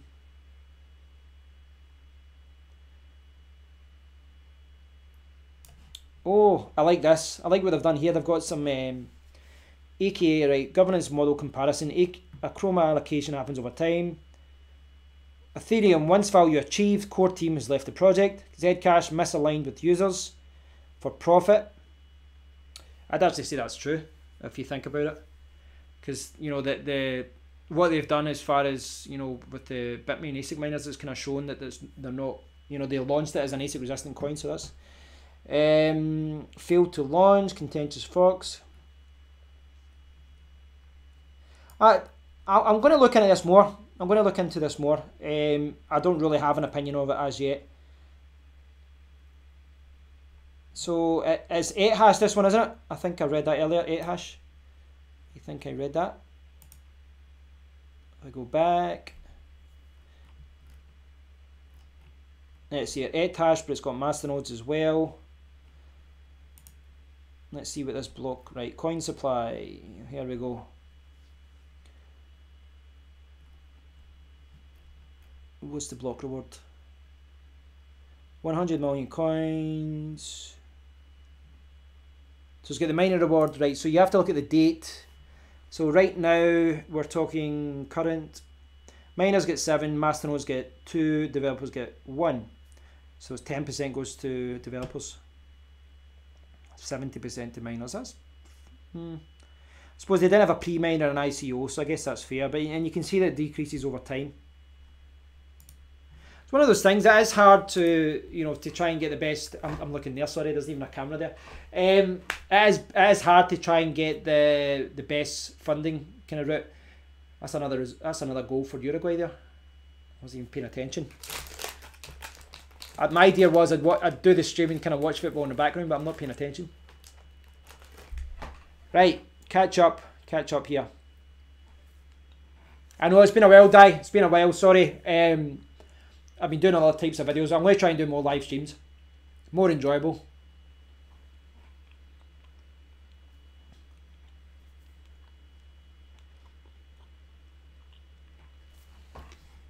I'll check that out, Turbo Paul.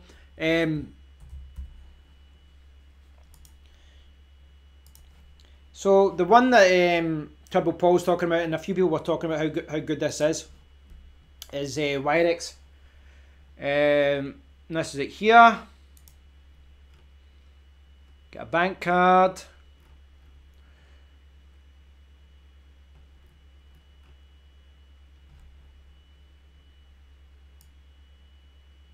British pound, US dollars, euros, Bitcoin, and Litecoin in any direction.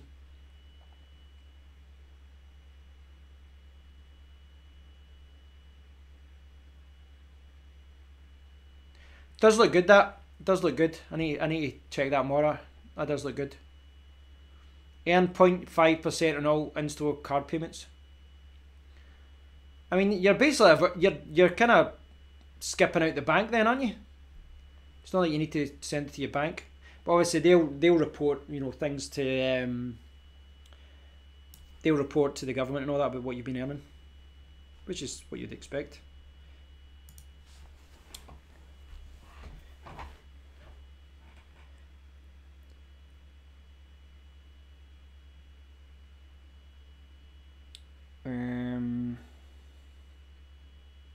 Where am I? Done with shitcoins paid through. Do you ever look in the Elastos Bitcoin merge mining proposition schedule for Q4 this year? No, I didn't see that, Scott. What's that about? The amount of money people have lost in crypto is insane. Think of all the people that bought $20,000 last year.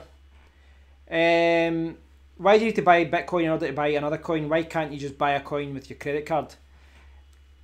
Yeah, well, it's going to come at one point.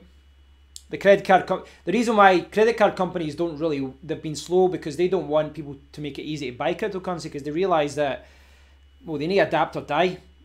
They realise this is going to threaten their existence.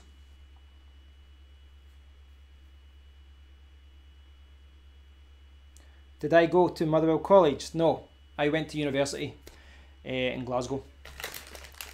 I went to do that. I actually went to university twice. I went to university and did a mathematics degree, and then maths, statistics and finance, and then I went back and did a postgraduate course in software development. 2 different universities, and guess which ones they are. Yeah, this is quite a good result. I mean, Russia did really well the last 2 games though, didn't they? They scored, what was it, like 8 goals between the 2 of them.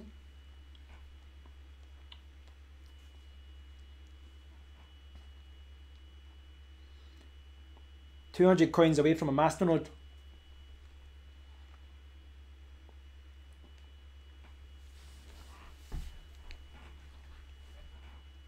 So Scott's saying if you're mining Bitcoin, supposedly if you just change a line of code, you're mining both Elastos and Bitcoin at no extra charge. That's interesting.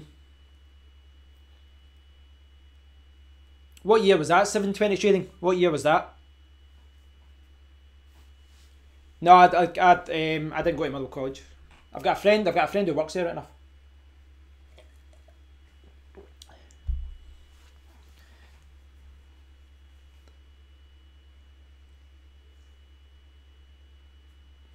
No, a big show in Glasgow. No, I mean I love Pink Floyd, but I'm not a big fan of big music gigs. If I'm honest, I used to when I was younger, but I kind of I'm not a big fan of big massive gigs anymore. I went to Tina Park in the 90s and all that, but not anymore. No, that certainly wasn't me. I was traveling Asia and Australia in 2003. I started my mathematics degree in 1996. So that might tell you what age I am. A few years ago. Hi Mad, how do you pronounce that? Mad R8B. Well, in my defence, sorry, Pink Floyd, you know, they were going before I was born. But yeah, I kind of got into Pink Floyd when I was a teenager. Bitcoin is up to 6,300. Back as an adult learner. That's good you did that though. It's not easy to do that when, you know, everyone's younger. I remember my mathematics course. When, you know, I went to uni a little bit younger. I went at 17, and there was a guy in the course who must have been in his 70s, 70-year-old, and everyone else is like 17, 18 years old. Nice. That'll be good, Di. Hope you enjoy that. Be good. How to do your own secure node for Zencash? I haven't built one myself, so it's not something I could show. I do want to get a Zen node. I do want to get a Zen node secure node, Zencash secure node. But I don't know. Like, I've been looking at the returns, and the returns are good from Zencash. A little bit lower than the other coins, but the returns are good, and it's a project I believe in and stuff. So I have thought about getting it set up. I haven't looked in it too much yet, but I have heard some people saying that to set Zencash's secure node up, it's kind of technical as far as a lot of commands and like Linux commands and all that, which is fine. I've done all that anyway. I've got my own, you know, I've ran servers and all that kind of stuff before, but I would like to a simpler solution. But I'd like to maybe get a Zencash node at one point, or even a few, or even one of the super nodes if I had the money. I think that'd be good. Yeah, Zencash it's a bargain right now. If I had more money, I'd be buying it. It's a good coin. I think Zencash is a good project. There's a 40-year-old in your course and we're all like 20. Yeah, it's the way. I mean, I've got no problem with someone doing that. I mean, I thought about that when I come back from South America. I wasn't sure what to do in my life. You know, I was working online and I'd sold a lot of my websites. I just published a book and stuff, and I thought about maybe just writing more books. You know, self-publishing through Amazon. But then I started thinking maybe I want to go back to university and do a PhD or something. But I don't know if it's something I want to do now. I don't know. It'd have to be the right course. Maybe a language course or history or something. It's weird how stuff at school that I hated, like history and languages, is probably something that's really interesting now. I love watching old documentaries and stuff. Hi Joshua, welcome to the stream. It was $35 when I hit Binance. Yeah, I'm good. I'm chilling downstairs because it's so warm upstairs. I'm just going to check the price of Zencash. Last time I checked, it was just under $15, and right now we have $16.49. The money that I sent to for NiceHash, like I did that video on NiceHash tutorial, and I was like, I want to do a video about NiceHash, so I sent a couple of $100 here. By the time, I probably could have bought about 25 Zencash at the price, but I wanted to kind of try out NiceHash, see how it all works. Is South America a bad to work on? What do you mean there? Is South America bad for work? Well, it was Colombia where I lived in. Well, I mean, I travelled all over. I was away for a few years. I lived in Bogota for a year or so, and I travelled 9 or 10 countries over, like, I think it was like 7-8 months by bus. It depends on the country. Colombia's fine. You'll be able to, like, for me anyway, for working, I was doing some YouTube. You can actually go back, if you go back to my other YouTube channel, you'll see some videos of me doing videos in Colombia and Paraguay and Argentina and a few other countries. So when was that? 4 years ago or something? God, I didn't realise I was doing videos that long. I was mainly writing then. I wasn't doing videos as much. I was doing the odd video, but it's not too bad. But there's certain countries it's difficult to work on the internet. Bolivia, the internet was pretty bad. Peru was quite bad as well, actually. But you know, things will improve. You know, when I first went traveling the first time, I was still working on the internet. I started working in 2000. So when I first went to Thailand in 2003, I'm sitting in an internet cafe, and there's maybe 20 of us. Everyone was using like a Hotmail. Everyone was using Hotmail or Yahoo Mail. That's how long it was. This was before the days of Facebook and all that. And there was maybe about 15, 20 people checking Hotmail, checking Yahoo Mail on a 56k modem. And I'm there trying to, you know, fix my websites and do all these other things and connect a laptop and all that. It was an absolute nightmare. Just the fact that Wi-Fi is common now is amazing. Zencash will bounce back. It's got a strong developer team. I'm surprised the Bitcoin private hasn't done better. Zencash has got something like 55, is it? 55 staff members, like full-time and part-time. Pretty impressive. BT, I should really get the price up. Well, yeah, is TradingView the best place for TradingView? Right, let's look at this.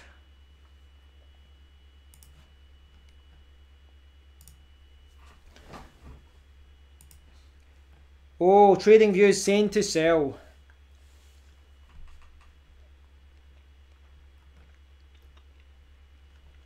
I don't know how much we should trust that. 6,281.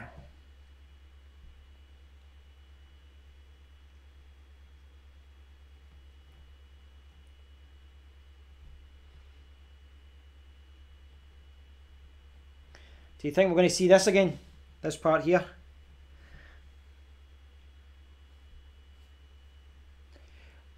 That's the thing TradingView isn't something that I use a lot, to be honest, if at all. But whenever I'm talking about Bitcoin, people always recommend me check it out. The thing is, it's kind of funny though, because I don't hold any Bitcoin at the moment, so Bitcoin dominates cryptocurrency news, and rightfully so, because most people, you know, it's the strongest coin by a wide margin, and when Bitcoin goes up, all the other coins go up. When Bitcoin goes down, all the other coins go down. But at the same time, in many ways, it's kind of irrelevant to me because I don't hold Bitcoin, you know. So I've got a lot of coins of Safecoin and other things like that, and you know, those things are speculative coins, so the price isn't really being greatly affected by Bitcoin. Well, maybe a little bit, but because it's the start of the project, it's not like a major concern for me. It's just Zero says Binance has added a TradingView panel to the API. I think a lot of exchanges are adding that now, aren't they? They're adding the kind of the TradingView and analytical kind of charts and all that. Yeah.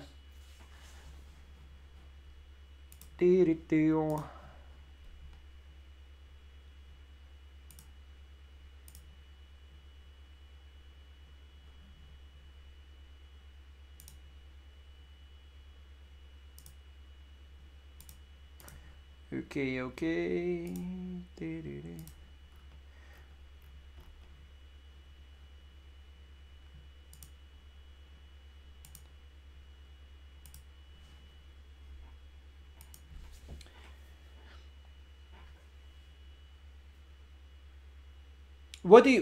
Paul, what do you mine Bitcoin with? Are you mining altcoins and converting to Bitcoin, or have you got like an ASIC miner?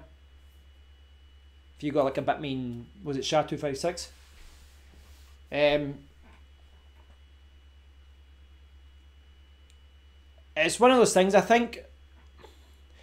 you know, I think if you're trading in crypto, if you're involved in cryptocurrency, there's a lot to be said about diversifying, you know. But when you've got less money, you kind of, you know, sometimes there's a good argument for just putting all your funds into one or two coins. It kind of makes it more risky, but you know, it's easy if you've got 10 million in the bank. I'm sure it's easy for those guys to say, I'm going to invest in this project, and this project, and this project, and this project, create a huge portfolio of coins. But if you've got less money, you know, I'd argue that if you've only got, say, $1,000, you'd be better putting $500 into two different projects that you believe in, rather than putting $1 into 1,000 projects or $10 into 100 projects. S9s, T9 Plus ASIC machines. Ah, cool. So what do they cost you, Paul, and how much are you making per day? I'm sure you don't mind saying this because you know the information is kind of public. I just can't be bothered checking the Bitmain website right now. Laziness.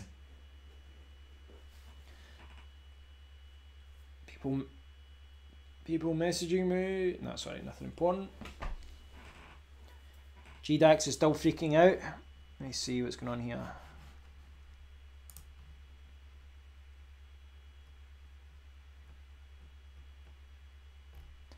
I mean, the whole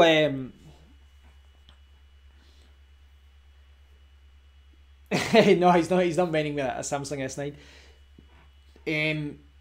The whole thing about I mean, I've said this, but I don't know how much I agree with all these guys who are calling, like, Twitter. If you go to Twitter, there's a lot of cryptocurrency experts who basically just look at charts and they draw pictures and they put the little squiggly lines and they say, you know, it'll do this, it'll do that. But it's almost like a weatherman guessing sometimes, because what you'll see is they'll say, well, if it does this, it'll do this. If it does that, it'll do that. And they give you like 6 different scenarios. Which to me, if you're given that many different scenarios, or it could do this or it could do that, well, if all these things are possibilities, then you're just guessing. You're just guessing. You know, and you're just going by what everyone else is saying at the time.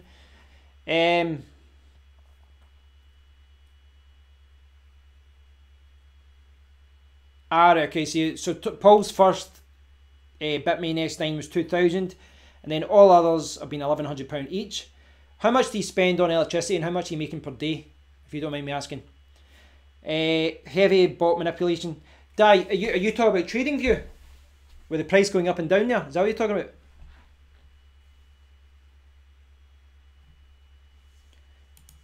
How are you checking that? It's just zero using, like, was it Blockfolio? Is that what you're using to check what you've got? I think I've got Blockfolio installed.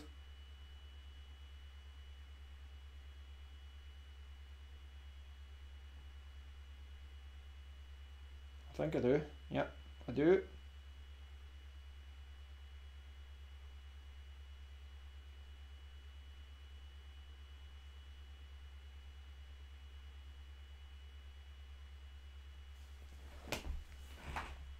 Slush pool, right.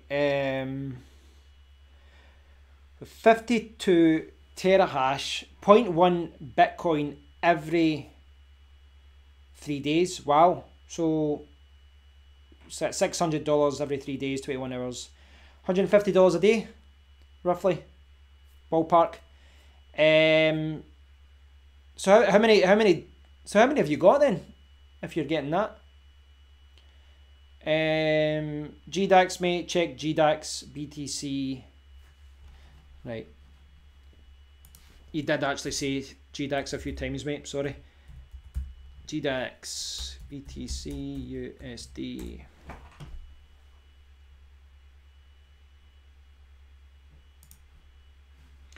Right, so Di was saying there that there's a lot of bot manipulation here.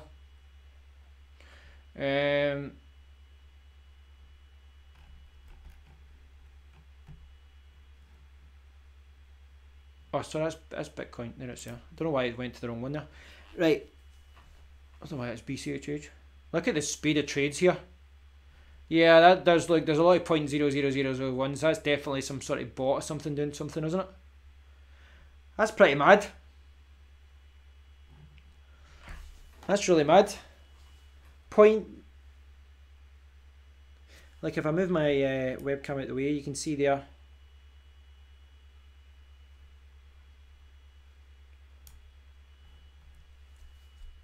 So they're just buying and selling at, that's what he's basically just buying and selling the same amount, but just changing the price by really small amounts. Yeah, that's definitely dodgy what they're doing there. What's the incentive to do that? Like, if they're, like, can you guys see what's actually happening?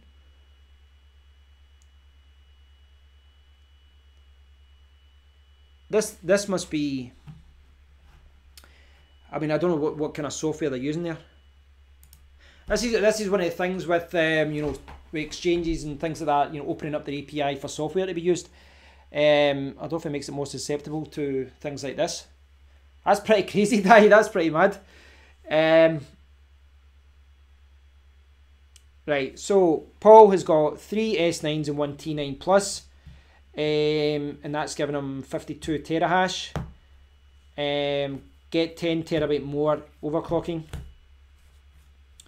Right, that seems a pretty good return. You must have broke even pretty quickly. I need to look into this. I'm sure those things are loud right enough, but I'll need to look into it.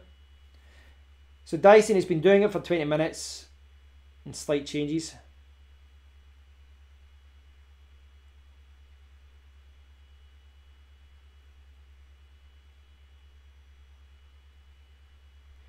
I saw a guy in Discord saying that as well. He actually got banned because he was being abusive to people. I think the guy was lying, if I'm honest. I saw that same guy. Well, I think it's the same guy. I think that guy was just making it up because not a lot of what he was saying wasn't adding up. Yeah, it's probably mad. It's still going. Kind of crazy.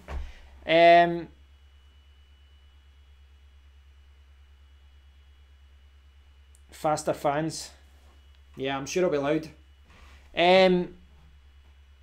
It's just Zero saying that the bots are only looking for 0.05% gains per trade. You're right. You would. That's insane. Now, I mean, I've looked at GDAX before and it didn't have this, so I'm assuming this is something that GDAX will try and stop at one point. I mean, look at how much the price is going up and down there. But like, it's hard to even see, like, how much are they making by doing this? Like, you said 0.005% gain per trade, but are they selling, how are they selling it? Are they selling at a higher price and dropping at a lower price? Or it's going that quick, I don't even know how to read it.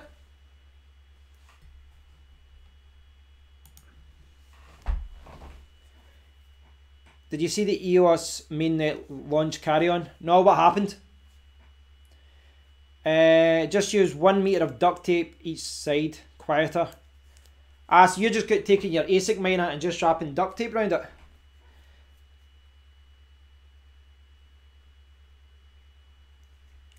There is a lot of software out there that follow like different scripts to trade. I think that, I mean, this is another example of why we need to stop pricing everything with BTC. We need more direct trading pairs. Like someone said earlier on, Bitcoin private in dollars or any other coin in dollars. You really want to be able to just buy, you know, just skip over the BTC step and just buy the coin that you want.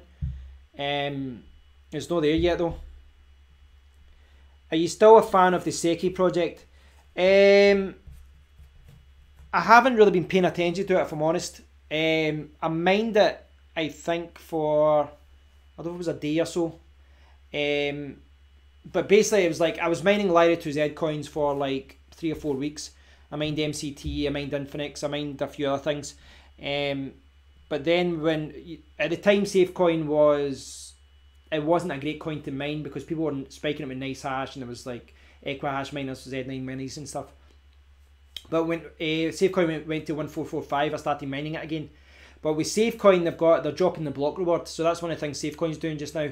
So maybe soon I'm going to have to reevaluate and look at the prices. I'm going to maybe have to look at the prices soon and see whether I start mining something else. But yeah, like I remember when I spoke to the guys at the Seki project, they sounded like, you know, they seemed like nice enough guys and all that. Obviously it's the early days, but it did seem like they were doing good work.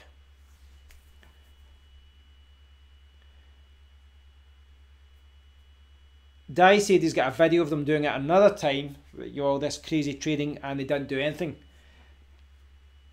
Doesn't surprise me. Just Zero, the bots work in theory. The downside is they are taking profits, which means they are not getting a lot of it. It creates price consolidation and patterns we can't see. We can't see.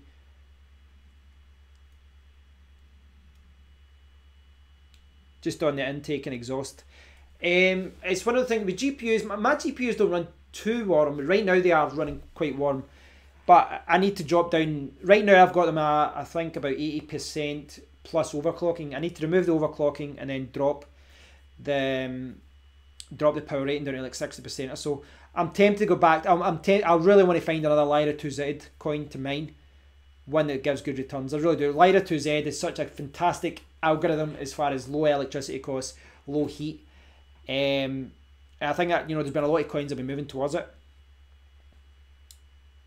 Keeps the missus happy. Sorry, I didn't see that comment before. GDAX are switching to Coinbase Pro at some point. Yeah, because it doesn't make sense why they've got it separate. Binance offer a lot of the top coins paired with US dollars. It's been a while since I've used Binance actually on my phone. I cast out a while ago.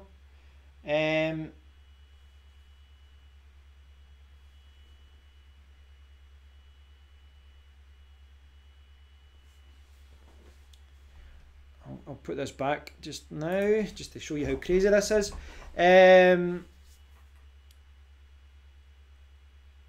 EOS live vote, it was an utter joke, Kev. They couldn't sync and set up a live chat between them and the folk.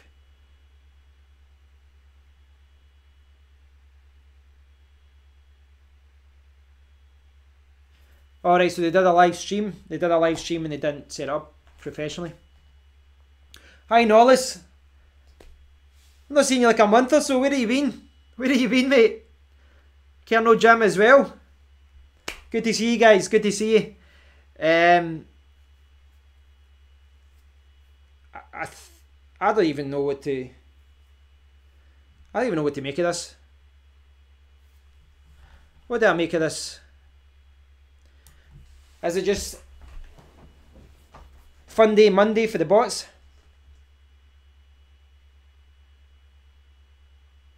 .001, .001, .001. Like, it's hard to see. You see the odd trade going through, like the odd normal trade, but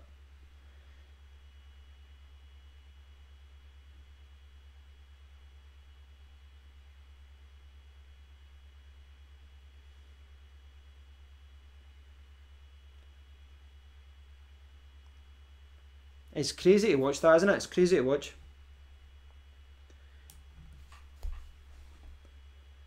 I don't even know what to say. I'll be honest. I don't know what I'm supposed to, you know, take from that. What can you say with that? Taken hostage by the people that want to take your channel. EOS attacking Ethereum for being centralized.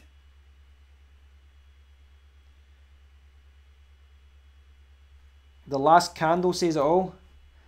The last candle, I don't know if you can see that there, if I put this down here. Last candle, there isn't really much of a candle. There's a couple of wee green candles at the side here. Are you talking about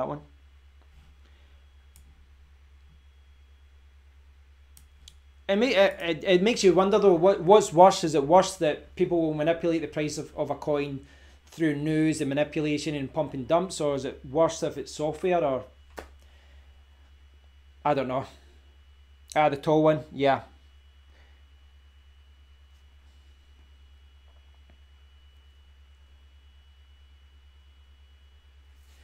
I've still got this for Nollis.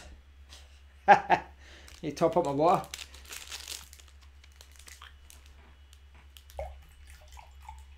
Is Bitcoin shooting back up?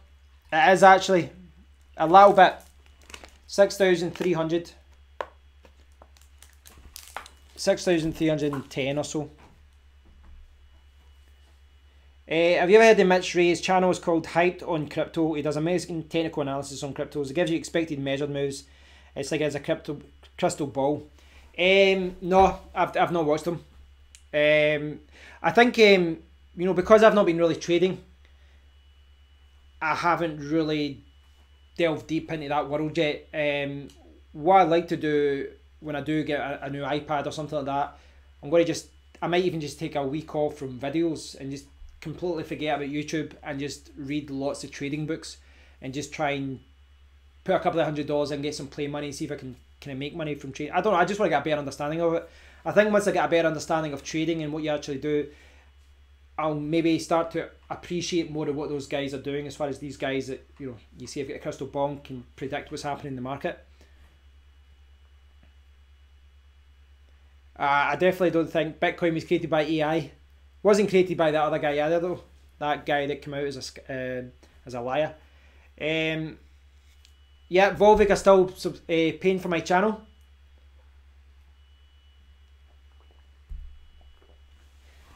I totally missed it. I totally missed it, Paul. As far as McAfee, someone was saying an assassination attempt. I don't know. But at the end of the day, he's a very rich man, and he's a very rich man who's public about being rich, and that will, you know, that makes a lot of people want to go after you. Especially, you know, a lot of the countries he's going to, maybe it's not as secure as you would hope.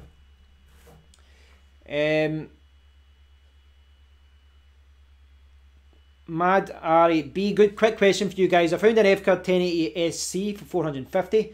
Is that a good one? I want it for Zencash. Is that dollars or pounds or what? We need a bottle cam. I probably could set that up. I've got a GoPro, I could probably sit there. Sponsored by Volvic. Yeah, I'll check him out. Hyped on Crypto.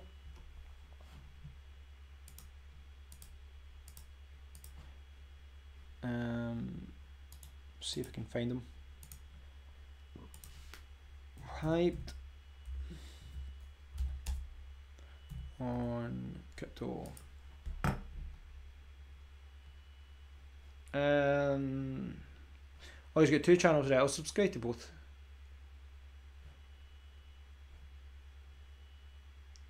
Artifacts. He's back on his.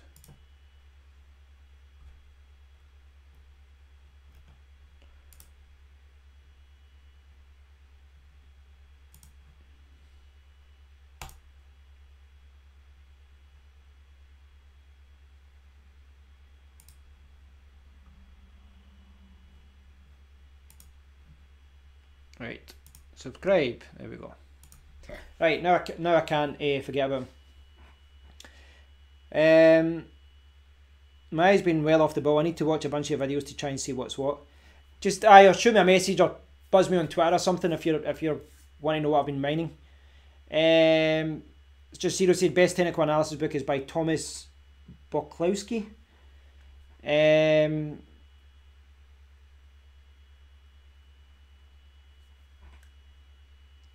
He streams twice a day for a minimum of 2 hours a stream. That's pretty good. You know, I know I've been meaning to do more live streams myself. It's something I'm going to try. I will try and do more. The thing is, there's certain videos that are better just as like an individual video. You know, like the video I did earlier talking about the DLS miner. That's better as an individual video rather than a live stream. But I do want to do more live streams. I've set up for live streams anyway, so it is something I can do more. Yeah, so if I did streams on Twitch, I could get an official Volvic button emoji.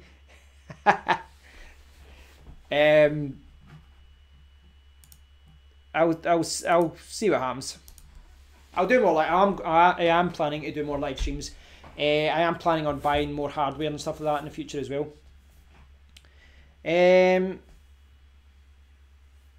So Norlis has been mining on Zerd pool. So you're just converting to BTC. I assume you get paid in BTC. Try demo paper trading for a while, Kev. Well, just regular stocks and shares are you talking about?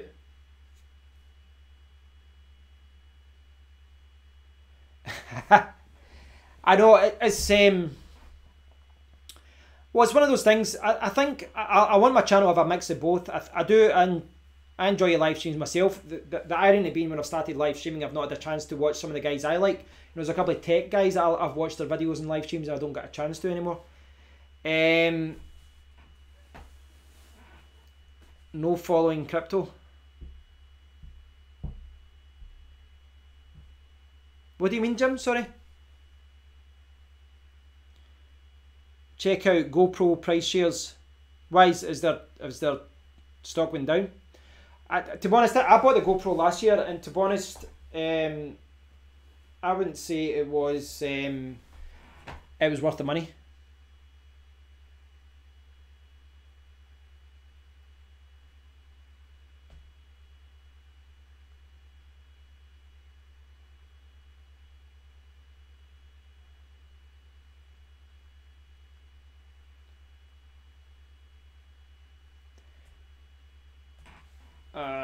Right.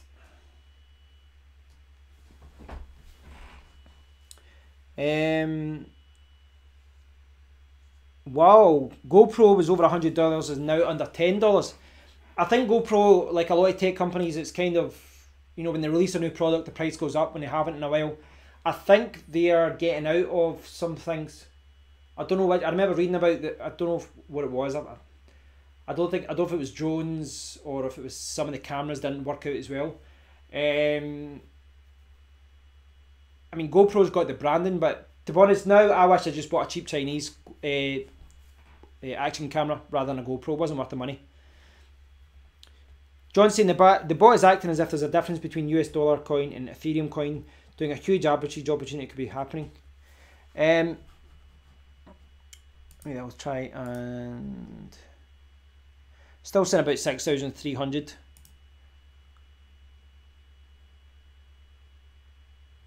At the end of the day, like I assume GDAX take a commission of every trade, so they'll be happy with this. Paper trading BTC to practice with, no risk. Oh, right, okay. I don't know. It's not something I've tried, so it's kind of like fantasy trading.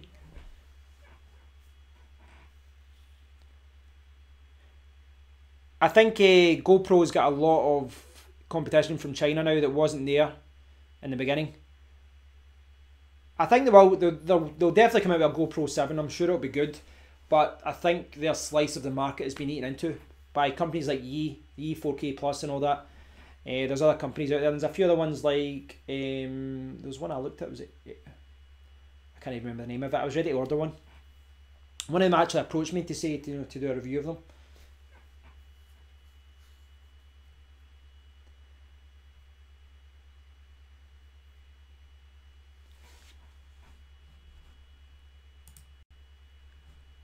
See as far as Coinbase getting Ethereum Classic, you never know what's happening in the background with these big companies, because looking at what's happened with a lot of exchanges, if you read what developers have said, they seem to charge different coins different amounts of money, and there doesn't seem to be much consistency. I don't know, there's a lot of dodginess going on in the background with a lot of these companies as far as, you know, who gets accepted and who doesn't. I don't know. Suppose that, you know, companies like Coinbase are in a position to do what they want, so not much you can do about it.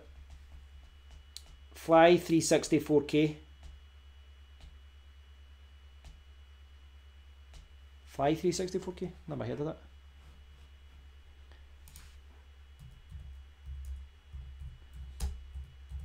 See if we can see that. Oh, I've never seen that before.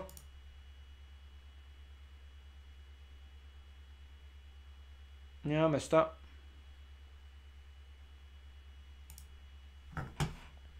I mean, I think as well, I think the need for action cameras, I don't know if the need is there as much as it once was.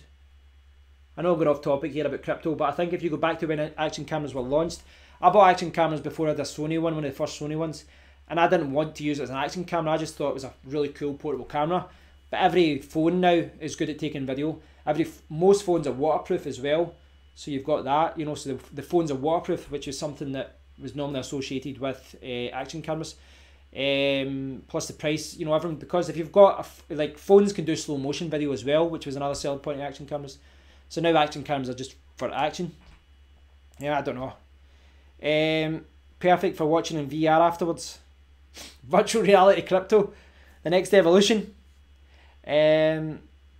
People listen to your BNB predictions. That was something I thought about buying the Binance coin at one point, but I didn't buy it. Francois Pham says that a Chroma have just announced they're listed on Byte BTC.com.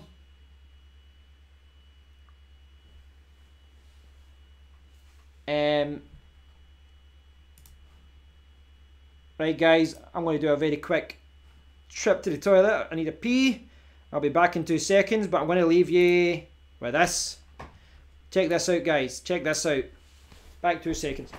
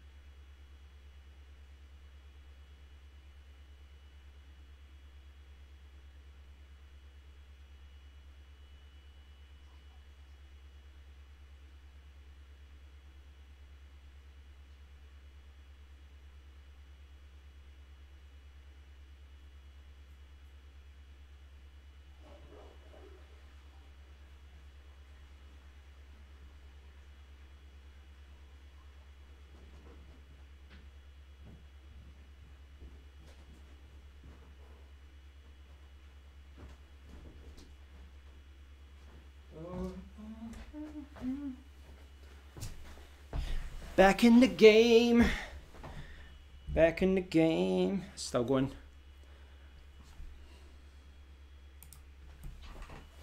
All that Volvic. What am I? An hour 52. I have found that I'm normally around the hour and a half to 2 hour mark. I'm normally like, oh, I need to go for a pee. Need to stay hydrated though, guys.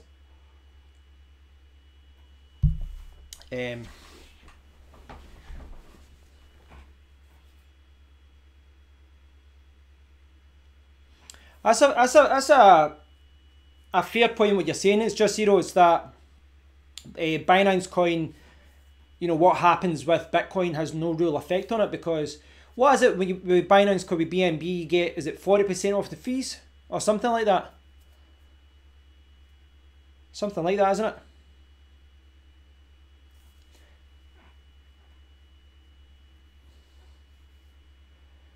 Yeah, I don't know what's going on.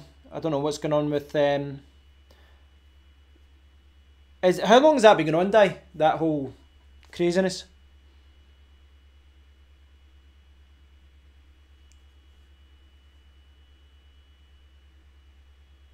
The interesting thing is, see if you look here on the exchange, see if you see the top value here, the US dollar spread, it's 627.890. So see about here.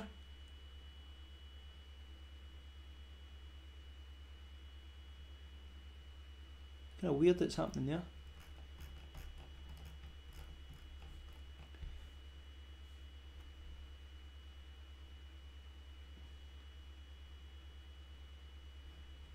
They've changed the price now. You can see they've changed the price to something else.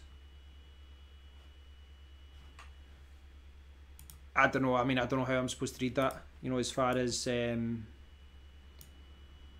what I'm supposed to take from that.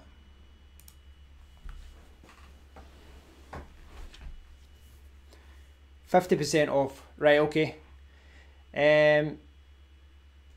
Yeah, I think everyone needs to buy some for discounted trading fees. I was ready to buy some at one point, then I didn't. I'll need to log into Binance again. I've not logged in a while. I think Binance has got a lot of people who just trade every single day. Buying coins, selling coins hourly.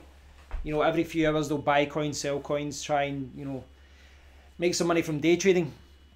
I think from day trading though, I'm sure there's an art to it, but I've seen a lot of people on Reddit saying that they day traded for months and they made money.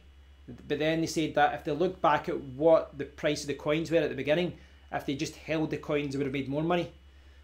So I don't know. There's obviously an art to it. There's obviously a way to make money from day trading and all that. But I think there's a lot of people who consider themselves day traders, but they're not making the money they should, and they'd just be better just holding the coins for months at a time and then selling. Shitcoin pumps, yeah. The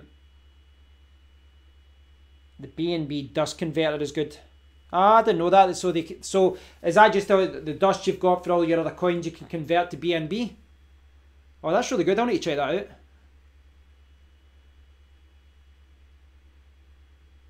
Do a wee capturing video about it, Kev, and you might get a better response than I got. Maybe. I mean, I don't know what I'd even say though, Di. Like, what would I say to them? I mean, is this allowed? Is it okay? Is it normal? Is it not normal? I don't follow GDAX enough to know what's going on there, but it definitely looks.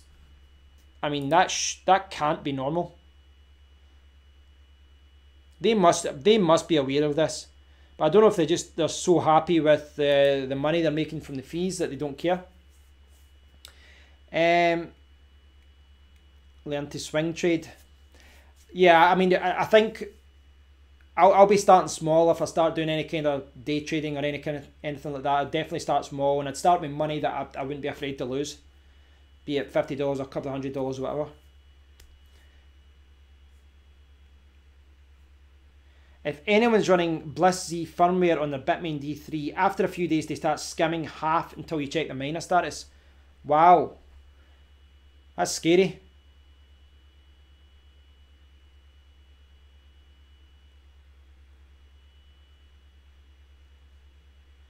Dean Gaunt, welcome to the stream. He says, I do a bit of day trading to increase my positions. Made 10% in the drop last week.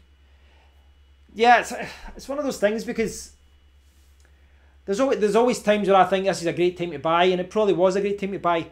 But, I mean, everyone's an expert in hindsight. There's certain coins that I know, because I've followed their price before, I know that they will go back up. Like, I think, you know, Zencash at $16, whatever, is a steal. And I have no doubt that it's going to go back to 40, 50, maybe even more in the future. That I'm kind of certain of. But it's whether you want to invest in that coin or another coin, which will probably go up by the same amount.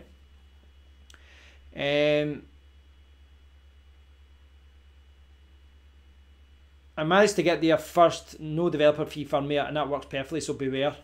Yeah, that's quite worrying. I swing trade with mined money. Hi, Joseph. So you just kind of, the coins that have you got it separate? You've got your investments, and then the coins that you mine are the ones you kind of play money. Is that how you work it?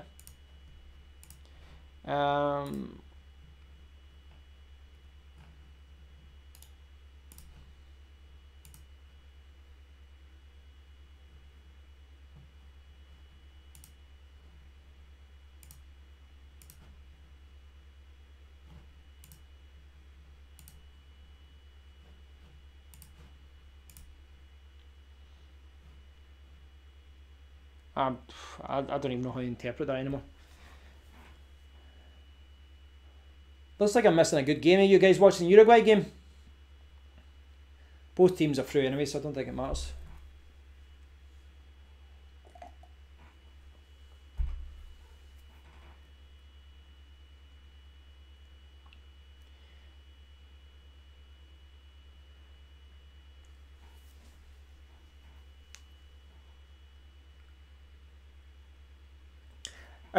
The thing is, Jim, there's so many people making calls on Twitter. It's really hard to know who you can trust and who you can't trust. And without doubt, there's a lot of people who consider themselves crypto influencers or crypto experts or whatever on Twitter. And I'm sure, no doubt, that a lot of their tips is because they've been, you know, paid to promote something or pimp something, or pimp, pump, sell, don't know what you call it. Any thoughts on the price drop recently? I'll open it out to the crowd because it's not something I've been following too much, if I'm honest.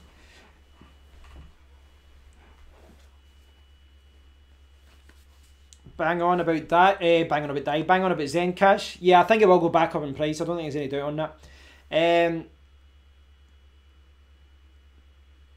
It's no coincidence that Russia never played them first and all. It's one of those things. I mean, I've saw some people saying the same thing about Belgium and England. They've had two fantastic results and they're playing each other next. And you could argue that, you know, they've only had two good results because they've played, you know, smaller teams. But, well, Belgium's a small country as well. But at the end of the day, these teams can only beat who's put in front of them. So I think the next game will be Belgium's first test and England's first test. And this is clearly Russia's first real big test as well.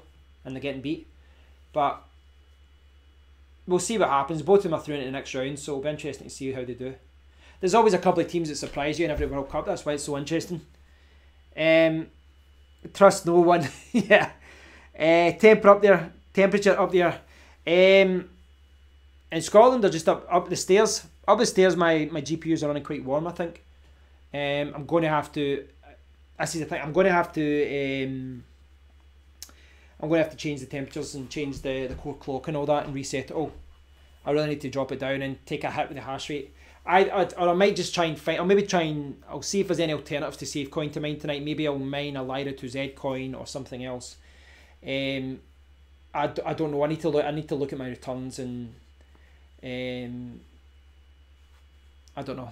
I need to look at it. I try and do this every couple of weeks. You know, I'll mine something for a few weeks and I'll say, right, I need to look at, well, for one, the temperatures and electricity costs, but also just review things and go, is there any new coins that people are mining? Is there anything else out there? So I'll do that tonight, maybe just kind of mess around with it. I've not got the Iranian game on. I've got the Uruguay-Russia game on. I've not even been checking the score. If everyone thinks it's going to go one way, or a good chance it'll pump or dump the other. Probably. Me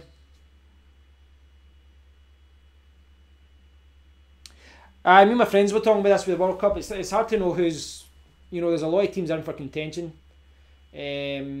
Colombia got an amazing result last... You know, Colombia's probably the team that I'd want to win because I spent a couple of years over there, so I'd like them to do well. But Scotland's not in the World Cup, so... I don't know. I need to pick a team, then I'd probably be my team. BTC going to go up to 6,300 to break the downward trend. Yeah, it's basically sitting at 6,300 just now. VeChain mainnet swap soon. Are you in for that? No, I've not been following that. That's the thing. I've really not been following too much over the last week or two. I've kind of been focused on my own thing.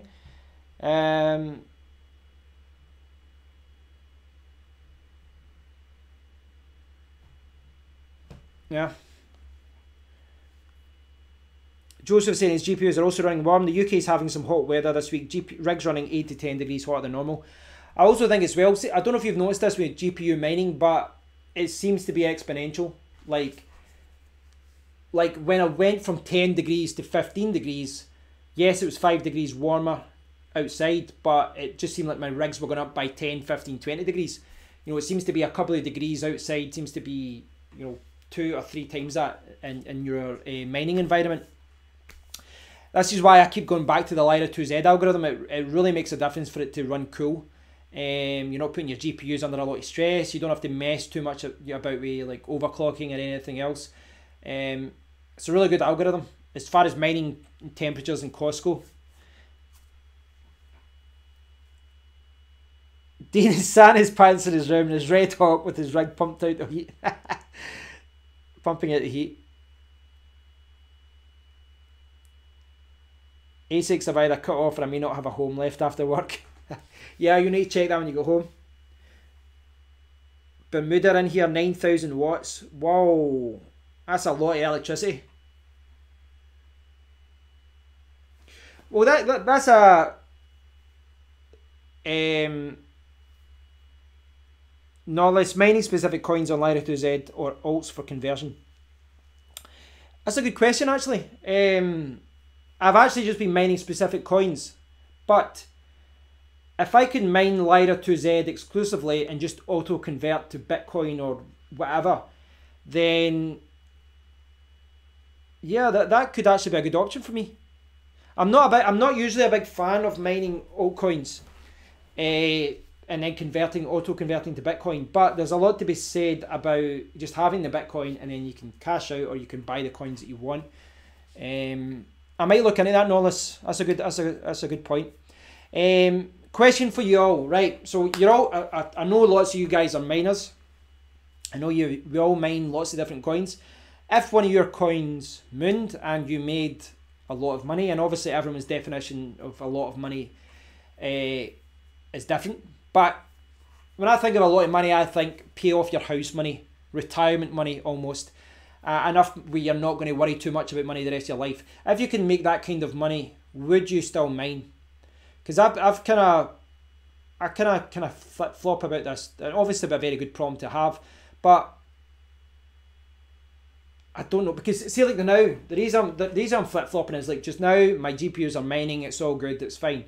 But when you buy more hardware, you've got more equipment, which means you'll make more money, but it also means things can go wrong. And when things go wrong, if you've got a ton of money in the bank, do you want to be sitting up there, you know, tinkering away with GPUs all day in the heat and the electricity, or do you want to be enjoying life and just doing it all from a laptop somewhere with a cocktail? I'm not saying that's how you should live your life, but I think it's quite interesting because I don't know, because there's a part of me that really enjoys crypto mining. I love the investigation side of it almost and try to, you know, find the next speculative coin. But the fact that services like NiceHash are available, and if you get an algorithm and you rent HashPower at the right rate, there's a good argument from just sitting in your laptop somewhere relaxed and just doing it all from that, rather than messing about with all this equipment that you need to buy and then having to think about resale value or electricity's down or the electricity costs and all that. Right now I'm enjoying doing it. I'm enjoying mining and all that, and you know I'll probably be using mining with those GPUs until they're burned up. But I'll need to review things ongoing. You know, I as things go on, I'd like to review things. Maybe look at ASIC miners, or maybe just look at renting HashPower if you can get it cheap enough, or I don't know. I really don't know. So see what everyone says about this. Mining Pool Hub will convert to BTC. Fees for conversion are that bad. I wouldn't use them now after I lost money with them, so I wouldn't use them just out of principle. Hi Push, I saw your comment saying Hexcoin was a scam. We were actually talking about that at the start of the stream. Scott Perry was talking about it. Zpool does, but they pay crap. Zpool, I've still got some money there. What about Zergpool? Is that not a little bit better? I'm actually tempted to get some of the fire extinguisher balls. I don't know what those are. I assume it's like little safety devices you get or something. I don't know. I'd leave the mining going. Once you have the kit, you may as well use it. Yeah, I'm talking like crazy money. If you've made a lot of money, that's when I would start thinking about, you know, it's more of a lifestyle thing more than anything else. Because I also thought if you had enough money to buy a big house, I'm like, wow, you could get a big garage and put more mining rigs in it. Definitely passive income is the only way to define true wealth. I would definitely still mine. Can you give me an update about Hexcoin? At the start, no, it's okay, no need to apologise. There was at the start, Scott Perry raised the issue with Hex and he asked if I knew about it. I hadn't been following it, but from what he said, they'd moved money, or I think it's the YouTuber Crypto Mirage. Apparently, he was talking about it, and I'm paraphrasing what Scott said earlier. If you go back, you can rewind it at the start of the stream, but he said something like they'd moved the funds, which should be for development and other things, and they'd moved like 27,000 on an exchange or something. And apparently, the only reason that they didn't cash out is because someone brought it up, and then maybe because the price went down. I don't know, but there's a lot of people dumping the coin now, and there's a lot of questions being asked. So, thought that was going to be a goal. Yeah, I don't know. The answer is I don't know. I'd have to look into it more. I really can't comment on it. I'm just kind of speculating based on what Scott was saying earlier. Prince said we just mine for the fun of it, just to geek out. Dean saying yes, FPGAs and learn how to program once with my new found spare time and pub a bit more. Joseph, yeah, I would put a portion of money aside into more traditional investments. and then put a good amount into more mining hardware. Probably get a dedicated building for mining, as that's a good buy. I actually thought about this myself. I was talking to my friend Mark about this today, and I said, if one of our coins did moon, and we've kind of been investing similar coins and mining similar coins, so if I do well, he was probably doing well, and vice versa. But I said, it's good it will be to cash out. It'd be good to maybe, I don't know, you maybe look into, we could start a business together, maybe for trading or maybe for mining or for whatever, but just have it all under one company. And you know, because we talk a lot about cryptocurrency anyway, so it would make sense to do it together. Yeah, that's something I'd maybe look into as well. But again, you're creating work and stuff, but you could always obviously hire people. If you run it like a business, you could obviously hire people, and then this will give you the passive income that we were talking about. FPGAs in another year when they're sensible prices. Yeah, they do seem quite expensive, the ones I've seen. I've just not got the financial backing to get into mining properly. That could change, that could change if you pick the right coin. Gmods would expand. Fire extinguisher balls. Right, I'll need to look at those to see what they are. Fire ex.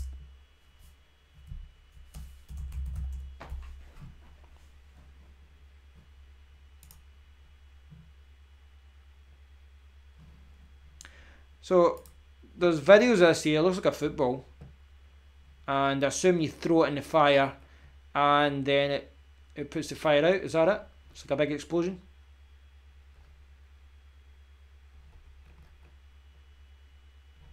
Here we go, here we go. 3 to 10 seconds to douse fire. Temperature at which the ball will automatically explode. Interesting. It's something, I know, it's one of those things. I've got like, I've got surge protectors for my GPU mining rigs. I don't know if that's enough. Dean's right, it would be an absolute mess if it went off, and you'd probably ruin your hardware as well, but you know, it's better than your house burning down. But this is you know, to go back what Joseph was saying here about having like a unit or a garage or something to do all your mining in. A part of me realises the risk that if you've got all your equipment in an outdoor facility where you're not there all the time, there's a risk, you know, could get broke into if people know that you're not there at night. But from a security point of view, from a safety point of view, sleeping in the house where all your equipment's running all the time can't be good either.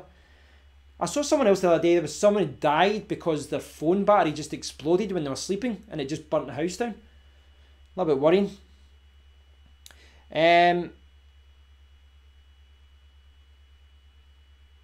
For Binance listing, right, to go back to Hexcoin, Push, sorry, I missed that comment there, I'm reading them in order.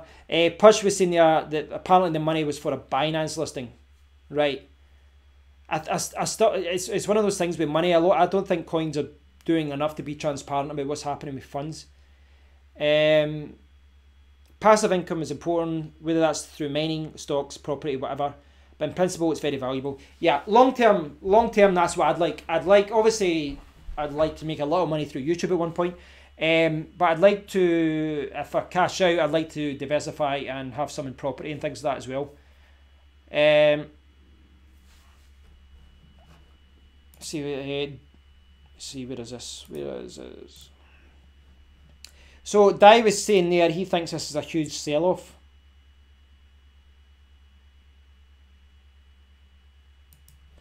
Don't know. Really don't know. I really don't know what's going on there. Great for electrical enclosures and racks. I just started with one 1080 Ti and just built up. Nice. Well, you're doing well now with the Bitcoin. You're making quite a good bit of money with that. That's what the crypto world needs, a good, honest company. Well, the company wouldn't, you know, I wouldn't be selling services. I wouldn't want customers and dealing with customer support and all that. What I'd want to be doing is just investing in the coins that I want and the things that I need. I wouldn't want to answer to anyone and justify decisions. I think if you created a mining company, you said, for example, you started a cryptocurrency mining company, you said, right, we've got all the equipment, you pay us, and then we've got like a portfolio. So you're basically like an investment firm. You'd have to justify your decisions and say, well, we invested this coin because of this, we invest in a particular coin because of that. And and it kind of opens up as well into, like, obviously a lot of the finance laws in the UK and all these other things. I'd really just be using it as a company where it was a private company, you know, and we just kind of operated together and we pulled the resources together. Nice balls, mess if it goes off.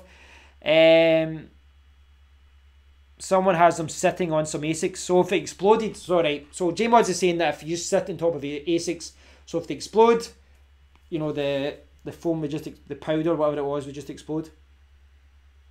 Turbo's got a fire extinguisher on the stairs ready. I should really get something like that. I've been doing a fair bit of reading in terms of setting up crypto mining as a proper company. It seems like quite a good thing to do as you expand. Yeah, I think it would be as well. And it's something I think I'd really have to look into with my friend if we had the money to kind of pull our resources together. And it's not something we would just jump into without doing research. You know, especially you know, I'm a little bit of a free spirit at this point, but like my mate's got a wife and a kid and stuff, and he's got a good job as well. So if he wants going down that route, you know, he's taking a big risk. Powder can be blasted out. People in houses don't know if the register can overload their house wiring, especially older houses. Few thousand watts is a fire waiting to happen. I mean, I don't know how much protection a surge protector can give you against that kind of thing. I'm not sure.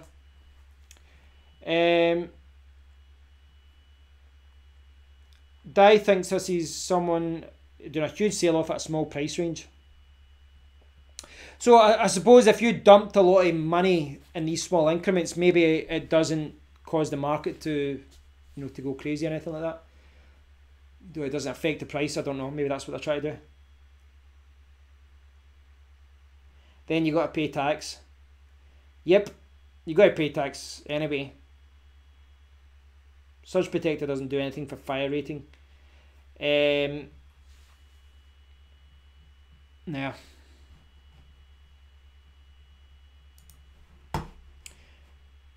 it's crazy. It's the fact how long this has been going on. And it's just hovering around the $6,300 mark. Don't know what's going on. So what's everyone mining just now? What are you guys mining? I know Knowledge was saying he's mining to an alt pool. He's mining to Zerg pool. I've been mining Safecoin for the last week, but I was mining before that. I was mining MCT and Infinix and Seki briefly. Lyra 2Z coins. I'm tempted to go back to Lyra 2Z simply because of the heat. Limit selling, no fees. Right. So if they're doing limit selling, if they're not going over the limit, if they're doing a small trade, they won't pay any fees. That could be there. Joseph is saying you pay tax on the profits, but if you reinvest profits in the new equipment, then surely it's an expense, so not taxable. Usual disclaimer, right? No personal advice. I mean, me and my friend were talking about this again today, and the problem is, I think, is there's a lot of misinformation about this, and every country seems to be treating cryptocurrency differently as far as capital gains or its every coin seems to be doing it differently. But yes, if you're going to be paying taxes on cryptocurrency, I definitely think if you buy any cryptocurrency hardware or wallets or anything, it should be deducted as an expense. I would think, you know, regardless of what country you're in, that would be the fair thing to assume. Joseph is mining a nice hash and holding Bitcoin. I'm going to sell at a reasonable price to get more cards. Knowledge, yeah, Knowledge says he's been doing Zerg pool, converting to Litecoin because I haven't been up to what's what. Litecoin, someone was saying, Aaron said it earlier, bought 82. Turbo Paul was mining Zcash until a week ago. What are you mining now then? Oh, he's still mining Bitcoin, sorry. Big Bang dropped the price via future trades, I think. Yeah, Litecoin, but the definitely just keeps going up. Yeah, Litecoin, the price of Litecoin's been going down as well. I'm going to have to check. I'm going to check out a Chroma, Dean. I'm going to check it out and maybe see if it's worth mining that.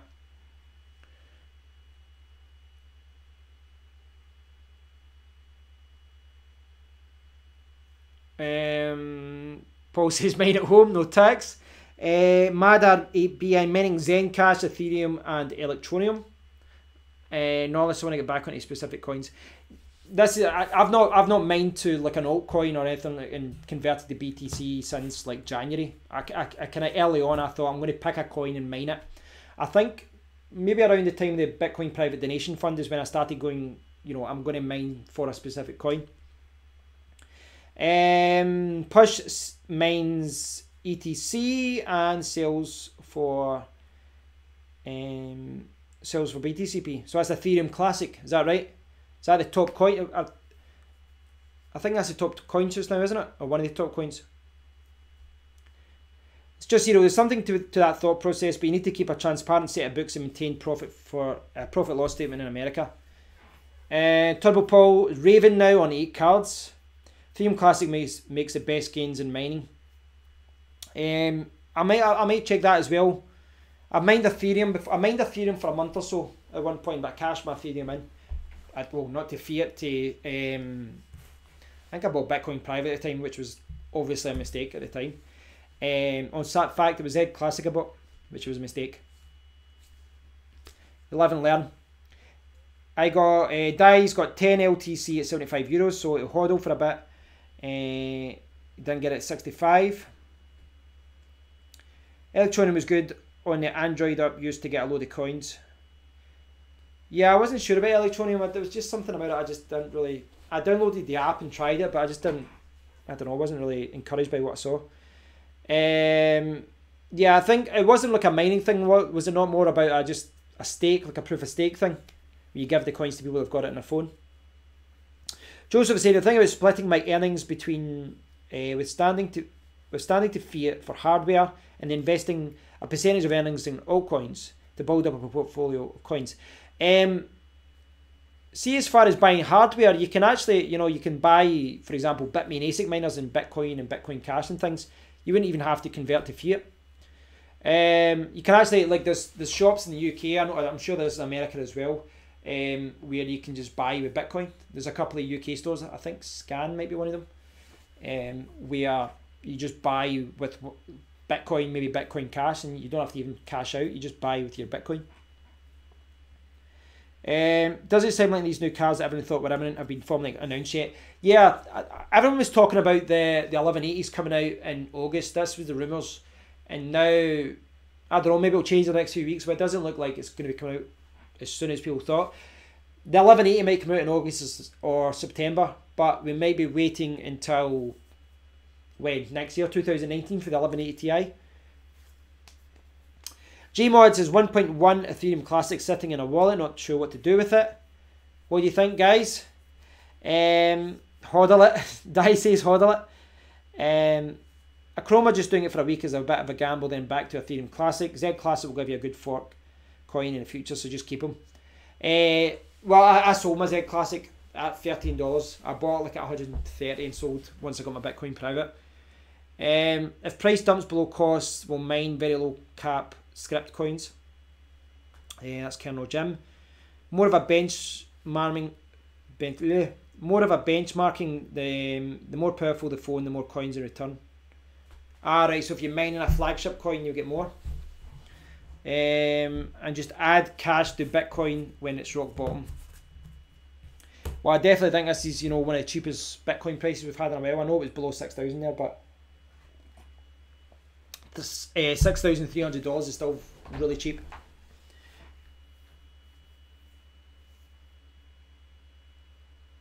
Norlis is glad he didn't sell his cards. Yeah, I don't blame you. I'm surprised. I'm sure there's people panic selling just now as well. It's just Heroes currently mining Ethereum Classic on 2 10-card rigs, ZEC on 2 10-card rigs, and I have a ton of altcoins I switch between on 2 6-card rigs. So, God, what's that? 52 rigs you've got? Not 52 cards. Sorry, not 52 rigs. 52 cards. 52 rigs, you'll be making a hell of a lot of money.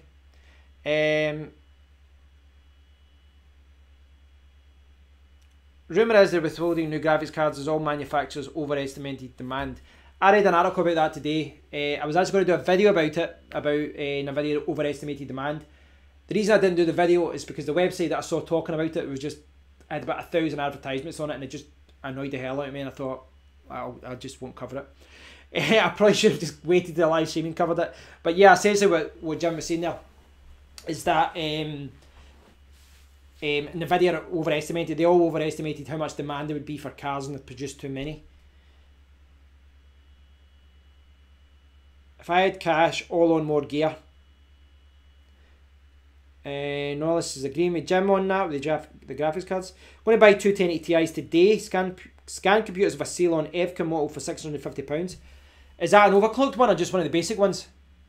Either way, it's a good deal. Either way, it's a very good deal. I've heard that too. Just no matter when, I'll give you a hold for well. So JMods Gaming is mining on 1445. I think there's 3 coins on 1445 now, isn't there? Litecoin Z, Safecoin, and Bitcoin Z. Oh, is this a go? No, it's not. That was a go for your guy there. It's not. 1455 doesn't seem too bad if you can reduce the power clock, and it doesn't seem to drop the hash rate too much. But that's something I need to do. I'll need to dial it back. I saw someone talk about 1445 and they're saying, I think they were aiming for, what was it, 0.3 sols per watt? That's what we're aiming for. So I'm going to see what mines is that. I need to kind of look at the watts and the sol rate and then try and get a happy medium between paying too much for electricity and mining. And you always want it, you don't want to drop your electricity, your hash rate too much either. So it's try to find that balance. Buy a Z9 Mini and have the power of 12. Yep. Although Z9 Minis can't actually mine 1445. The 1080 Ti is the GeForce GTX 1080 Ti 11GB SC Black Edition. Oh, that sounds good. That sounds like a good model, Joseph. I know because some of the FCA ones, there's ones that's got the double fans, there's some with triple fans. I think that's a good one though. That's a good price. That's definitely a good price. I suppose we are in June now, but you know, a couple of months ago, folk would have been snapping that up. Z9 Mini earnings have been falling steady. Probably won't be making much by the time Batch 2 turns up. This is the problem, guys. I mean, the thing is, Bitmain knows this. You know, they'll know exactly how many they've sold, how many's been ordered, and they'll know the block reward for each of the coins and what people will get. I think it was in like $20 just now, $20 per day. I think it could go down to 10 by August, maybe even less than that. Could be even less than that. Thoughts about Litecoin Z? Don't really have a big opinion on them. I downloaded their wallet at one point. I tried to mine and I thought the return was awful, so I just stopped mining it. But that was very early on in the project and I didn't really mine many coins, so I don't really know much about them if I'm honest. Joseph, I was going to buy one, but he bought 4 1060s instead. I did the same thing. I've got 24 1060s because at the time I was going to buy some 1080 Ti's. And I looked at the 1060s and basically if you looked at the hash rate, I got a much better return for my money. So it worked out a lot better. Resale values obviously be pretty bad but compared to 1080 Ti's, but at the time I think it was the right decision. Turbo Paul's on the 1080 Ti SC2 for mining. Bitmain are total crooks, says Nollis. Yeah, I don't think anyone agrees with the way they do business. Kevin, if you try to mine Ethereum Classic, try the tool Oh God and Ethereum Enlargement Pool. That's what I need to do. I saw a lot of, this is the one thing I've not tried with any 8 hash coins. I've not tried this Ethereum Enlargement Pool thing for software. So I'm going to have to try that and see how it works with my 1080 Ti's. Gmods, the way I see it, you buy an ASIC, you're stuck with it. With GPUs, you can sell them on and upgrade, etc. Yes. But there is the argument, if you get an ASIC early on, you can be breaking, if you pick the right model anyway, you could be breaking even in 3 months instead of a year. There's pros and cons, that's the thing. It's you know, because there's the argument that if you broke even in 3 months, you could do that, keep it running, then use your profits to then buy a GPU. Or just buy another ASIC.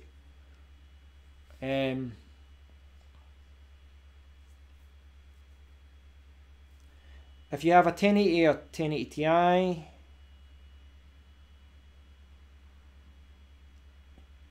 Turbo Paul, I have one for the Win 3, which is a 3-fan total beast compared to the SC2s. Yeah, I think mine's about 3 as well, my Asus ones.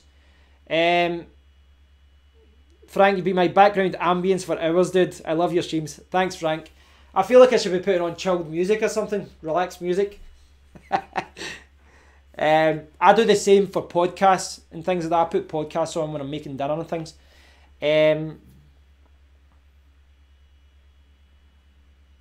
Yeah, all these cloud mining services, most of them are coming out like not nice hash, not mining on rentals. I'm talking about the ones that try and tie into 2-year contracts. Most of these are coming out as scams now. I saw the one HashFlare. You know, a lot of people have been saying online it's like a total scam. I was resharing some videos about it. It's really unfortunate people are losing money on these things. No problem, Vin. Be sure to check out the video later.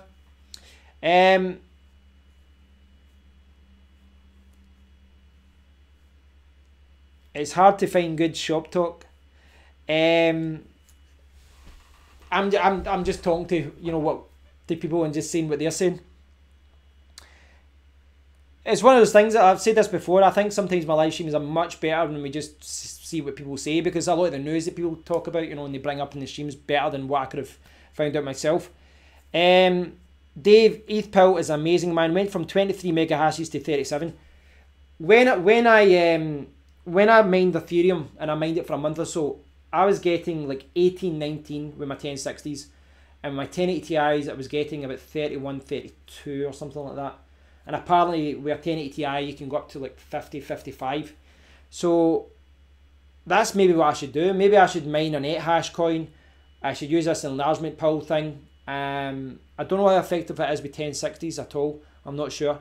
The 1060s were ironically quite good in relation to the 1080 Ti's, on a watt per investment point of view. It was good. But I'll see. I might do that and maybe just mine for a week or two, a couple of weeks, and build up Ethereum Classic or Ethereum. Do both. Safe bait then either way. Knowledge, once you hit 10,000 subscribers, you can get a couple of hot girls to sit either side of you. Yes, that's maybe the way to do it. Sex sells. Asics and GPUs. I probably should buy Asics just, as a diversification, and from the fact I've got a cryptocurrency mining channel. I know that you guys have miners. I'm commenting on Asics without really knowing much about them. You got to know. I was going to say know thy enemy, but I think it makes sense for me to look into these things. One of the main reasons I didn't get one is just because of noise, because I'd probably have to put it outside. I've got neighbours, unfortunately. Neighbours through the walls. Just 1060s undervolt very well. Mines get 23 hashes at 62 watts, 125 core and 600 memory, averaging about 3.9 hash per watt on my 6 card rigs, and they run super cool. I've got the kind of cheapest memory on my 1060s. My 1080 Ti's are one of the best ones you can buy. My 1060s are one of the cheapest you can buy. So that, gets reflected in the hash rate. Sydney Divine on.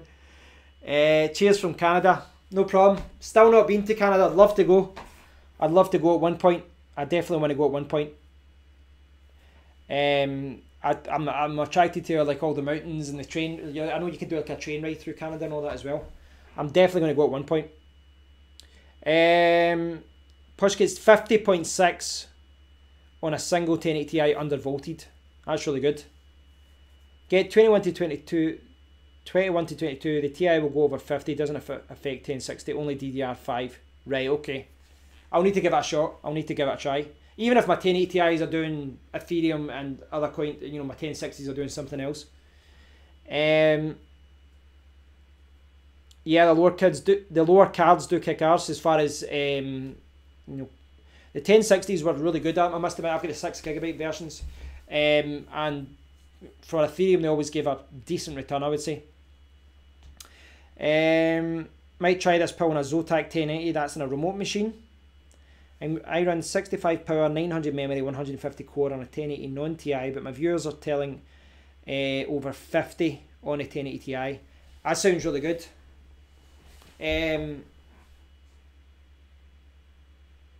65 power, that will be saving you a lot of electricity,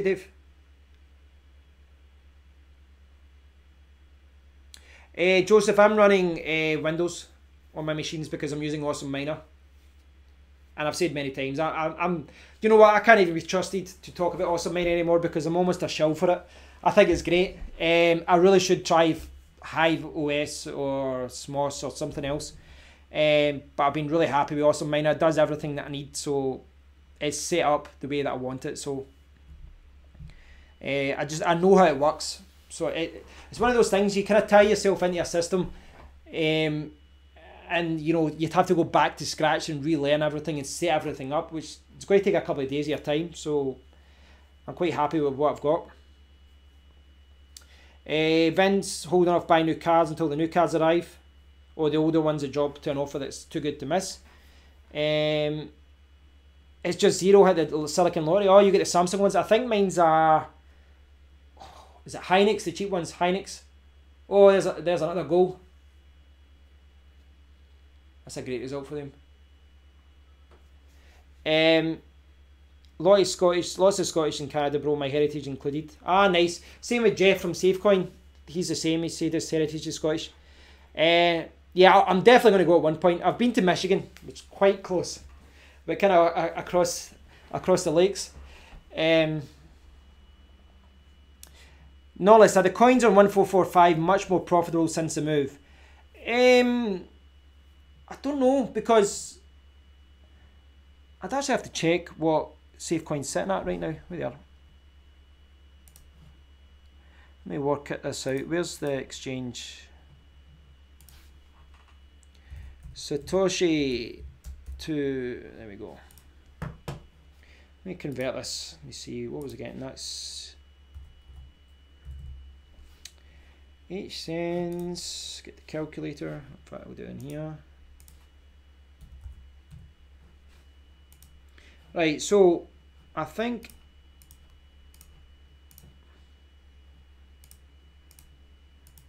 we mean mining SafeCoin right now. It says at the current price, and I'm basing this on where is it? Yeah, let me see, where are we?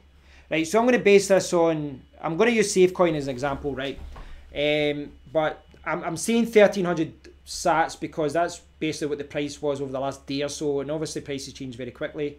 You can see it was at 1300, 1400 at one point. I'm going to say 1300. That works out about 8.1 cents, whatever that is. And if you take that, in fact, I'll just do it here, show you. That times, what was I getting? Say 490 I was getting per day. $40. But if you look at what to mine, let me see, am I here? Right, let's put in my rigs. I've got 24, and again, this is just an estimation, because obviously I'd get a little bit more. I generally get a little bit more than this because of my 1080 Ti's are better. So by mining SafeCoin in 1445, I'm getting $40 per day, roughly. And Ethereum Classic, I'm getting $29.50. So for me, I think I'm definitely making the right move mining SafeCoin right now. Because the price of SafeCoin kind of pumped up over the last day or so.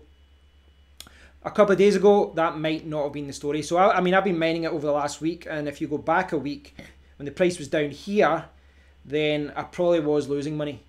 You know, if I'm honest, I probably was losing money then. But the price that it's at right now, the network hash rate, the difficulty and all that, I'm probably mining the best thing, because I can cash in, make more money than I would do with Ethereum Classic. But I mean, all you guys are not, like most of you guys, chatting with you guys, you're all experienced miners, you know what you're doing, and you know these things change very, very quickly. As I said there, you know, I was probably mining SafeCoin for 4 or 5 days there when it wasn't the most profitable coin, and in hindsight, what I should have done was mine something else and then just buy SafeCoin at the current price. But the coins have basically went up from like 800 sats up to like 1300. It was up to 1400 and more than that last night. I don't know what it's like with Bitcoin Z, because I mined Bitcoin Z for like a day or so. I don't even know how much I've got. I've probably got it more, because I mined that to the Economy wallet, because anything under a few $100 I'll put to Economy. What have I got there? I've got like $7.99. I get that, loads of money. When I checked Bitcoin Z last week, I think it was quite profitable the first day. I don't know what it's sitting at now. You need to keep reviewing these things, guys. You need to do the test yourself. Right, okay, I need to turbo respond to some comments. Jasiro loves Smoss. Jim says you can get pretty good sound dampening enclosures for Asics. It's when you have them using the same ducting you can't silence them. The volume of air still really cheap at the moment, Kev.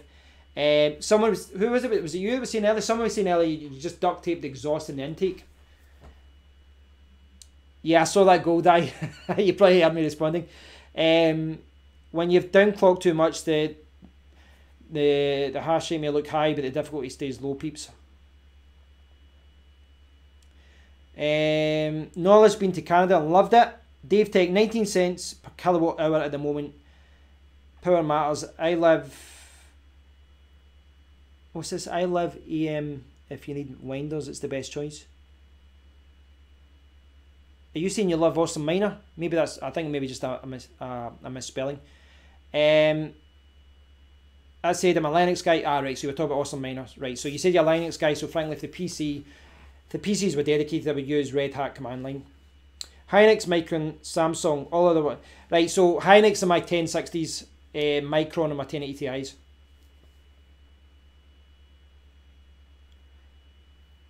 The average in the States is 0.11. I think in the UK, yeah, talking 0.18, 0.19 kilowatt hour. Vin, will Safecoin be on other exchanges? At the moment, Safecoin is setting its own price. Well, I wouldn't say it's setting its own price. I wouldn't go as far as saying. Let me see. I don't think it's fair to say it's setting its own price because there is some kind of smaller trades going through here. There's someone there who does these 0.001 trades, but yeah, they've got their own exchange just now, and there's people buying Bitcoin. But I do agree with you because I think that they're not setting their own price. I don't agree with that, but I do think that until Safecoin is on a bigger exchange with more volume, it's hard to tell what the real price is. But when it's on, it is going to be added to other exchanges. In fact, they did. Oh, sorry, they actually have been. They did get added to another exchange recently.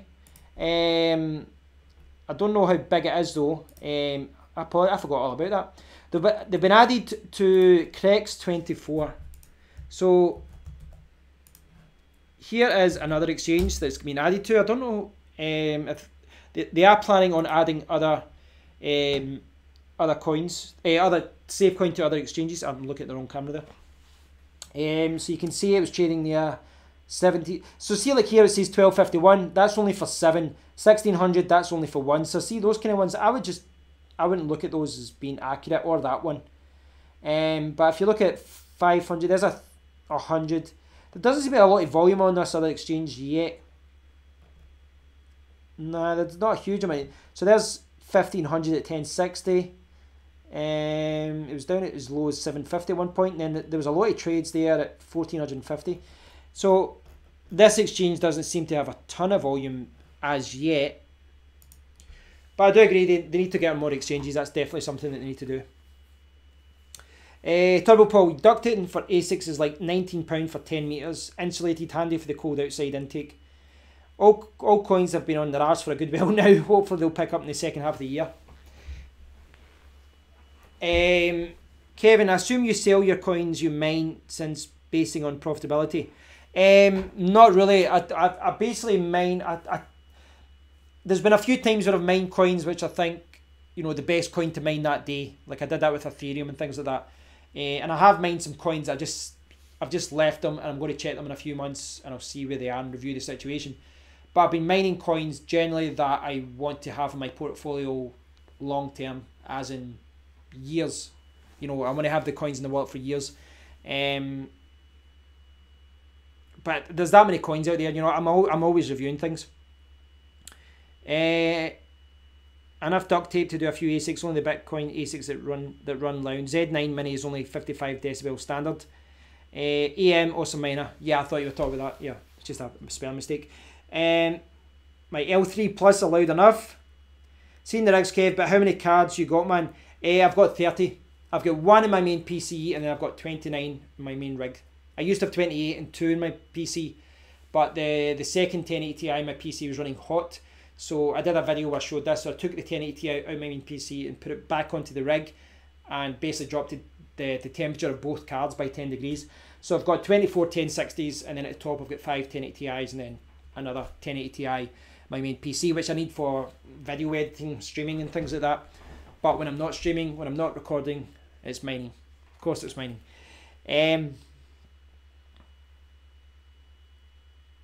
Have I decided on a Masternode yet? Not yet. No, I'm still reviewing it. There's a few different coins I could maybe do a Masternode with. Zencash is something I might try. You know, you need 42 coins, so I can maybe try Zencash. But it depends. Safecoin's discussing Masternodes as well, so if that comes soon, that would maybe be the first one I did. Depending how they split up the block reward and stuff.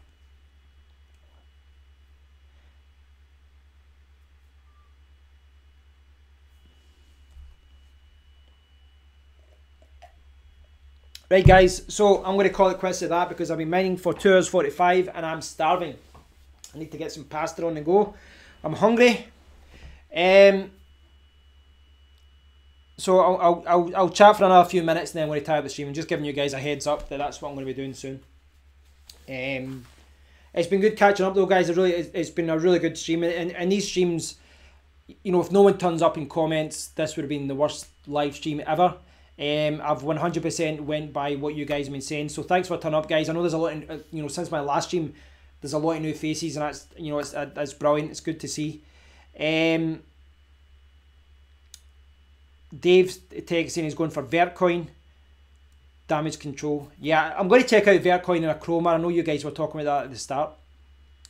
I'm still doing Discus. No, I don't think I did that one. Are you talking about Discord or Discuss?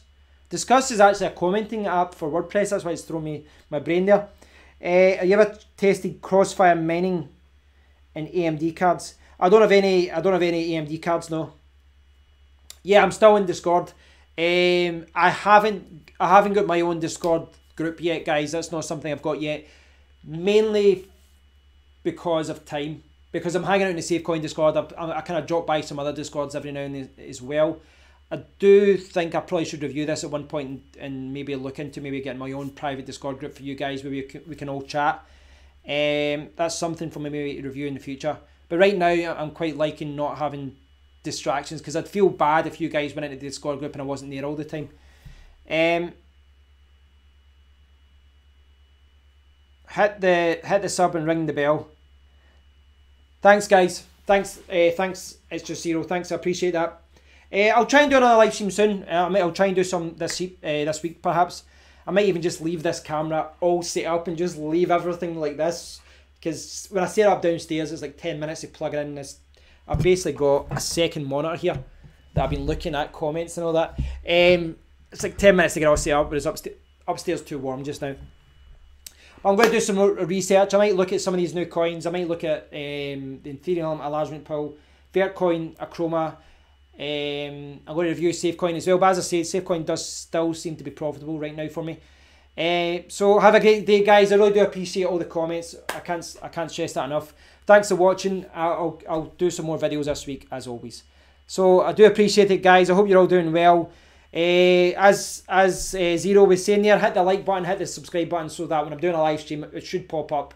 If you've got the YouTube app on your phone, it'll pop up and saying I'm streaming, even if you just want to keep me in the background. So thanks, guys. Thanks everyone who took part. Thanks Turbo Paul, Di, Vin, Push, Jim, Nollis, Zero, Dave Tech.